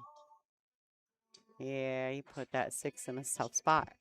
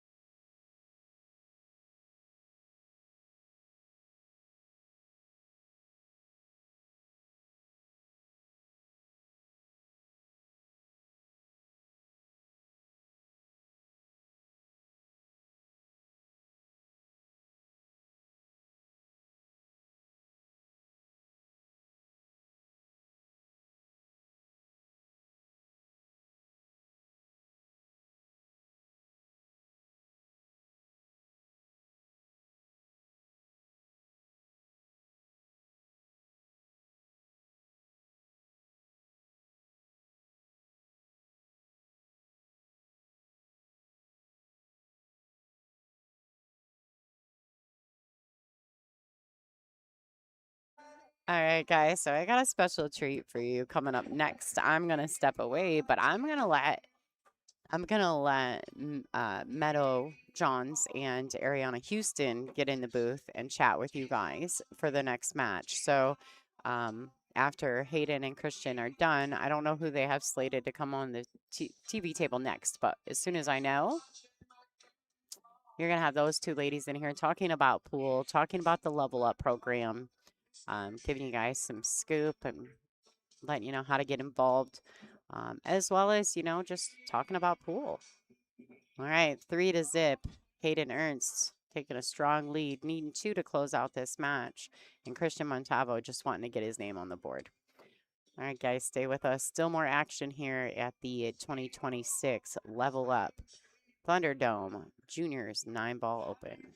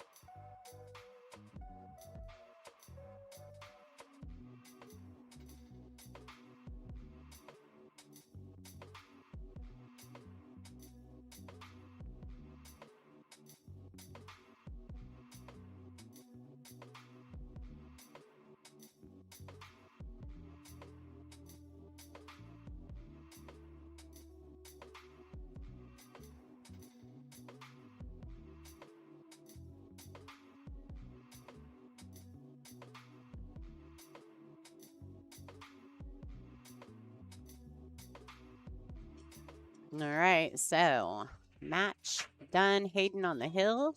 Yeah, it must have been 4-0 because Hayden is the best. Yeah. Yeah, I think so too because it wasn't right on the score, but his coin was in a different position on the table. So looks like Hayden Ernst has advanced.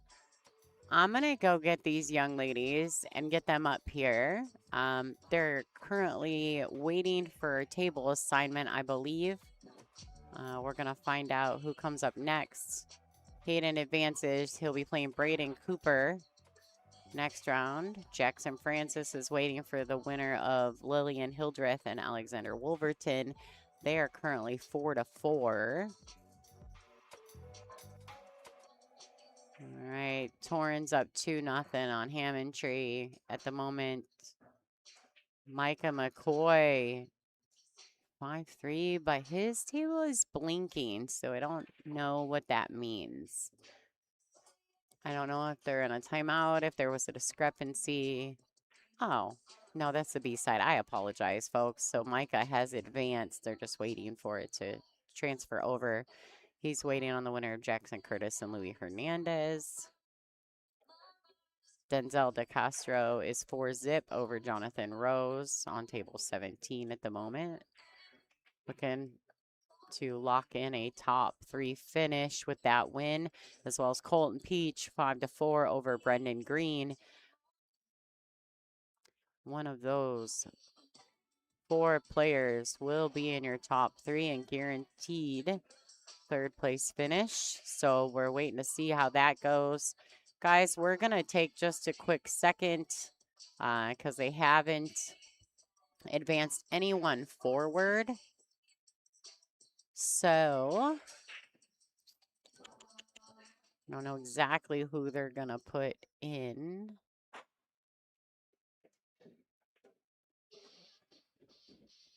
I think they played those A-side matches a little soon because they were trying to get the B-side caught up.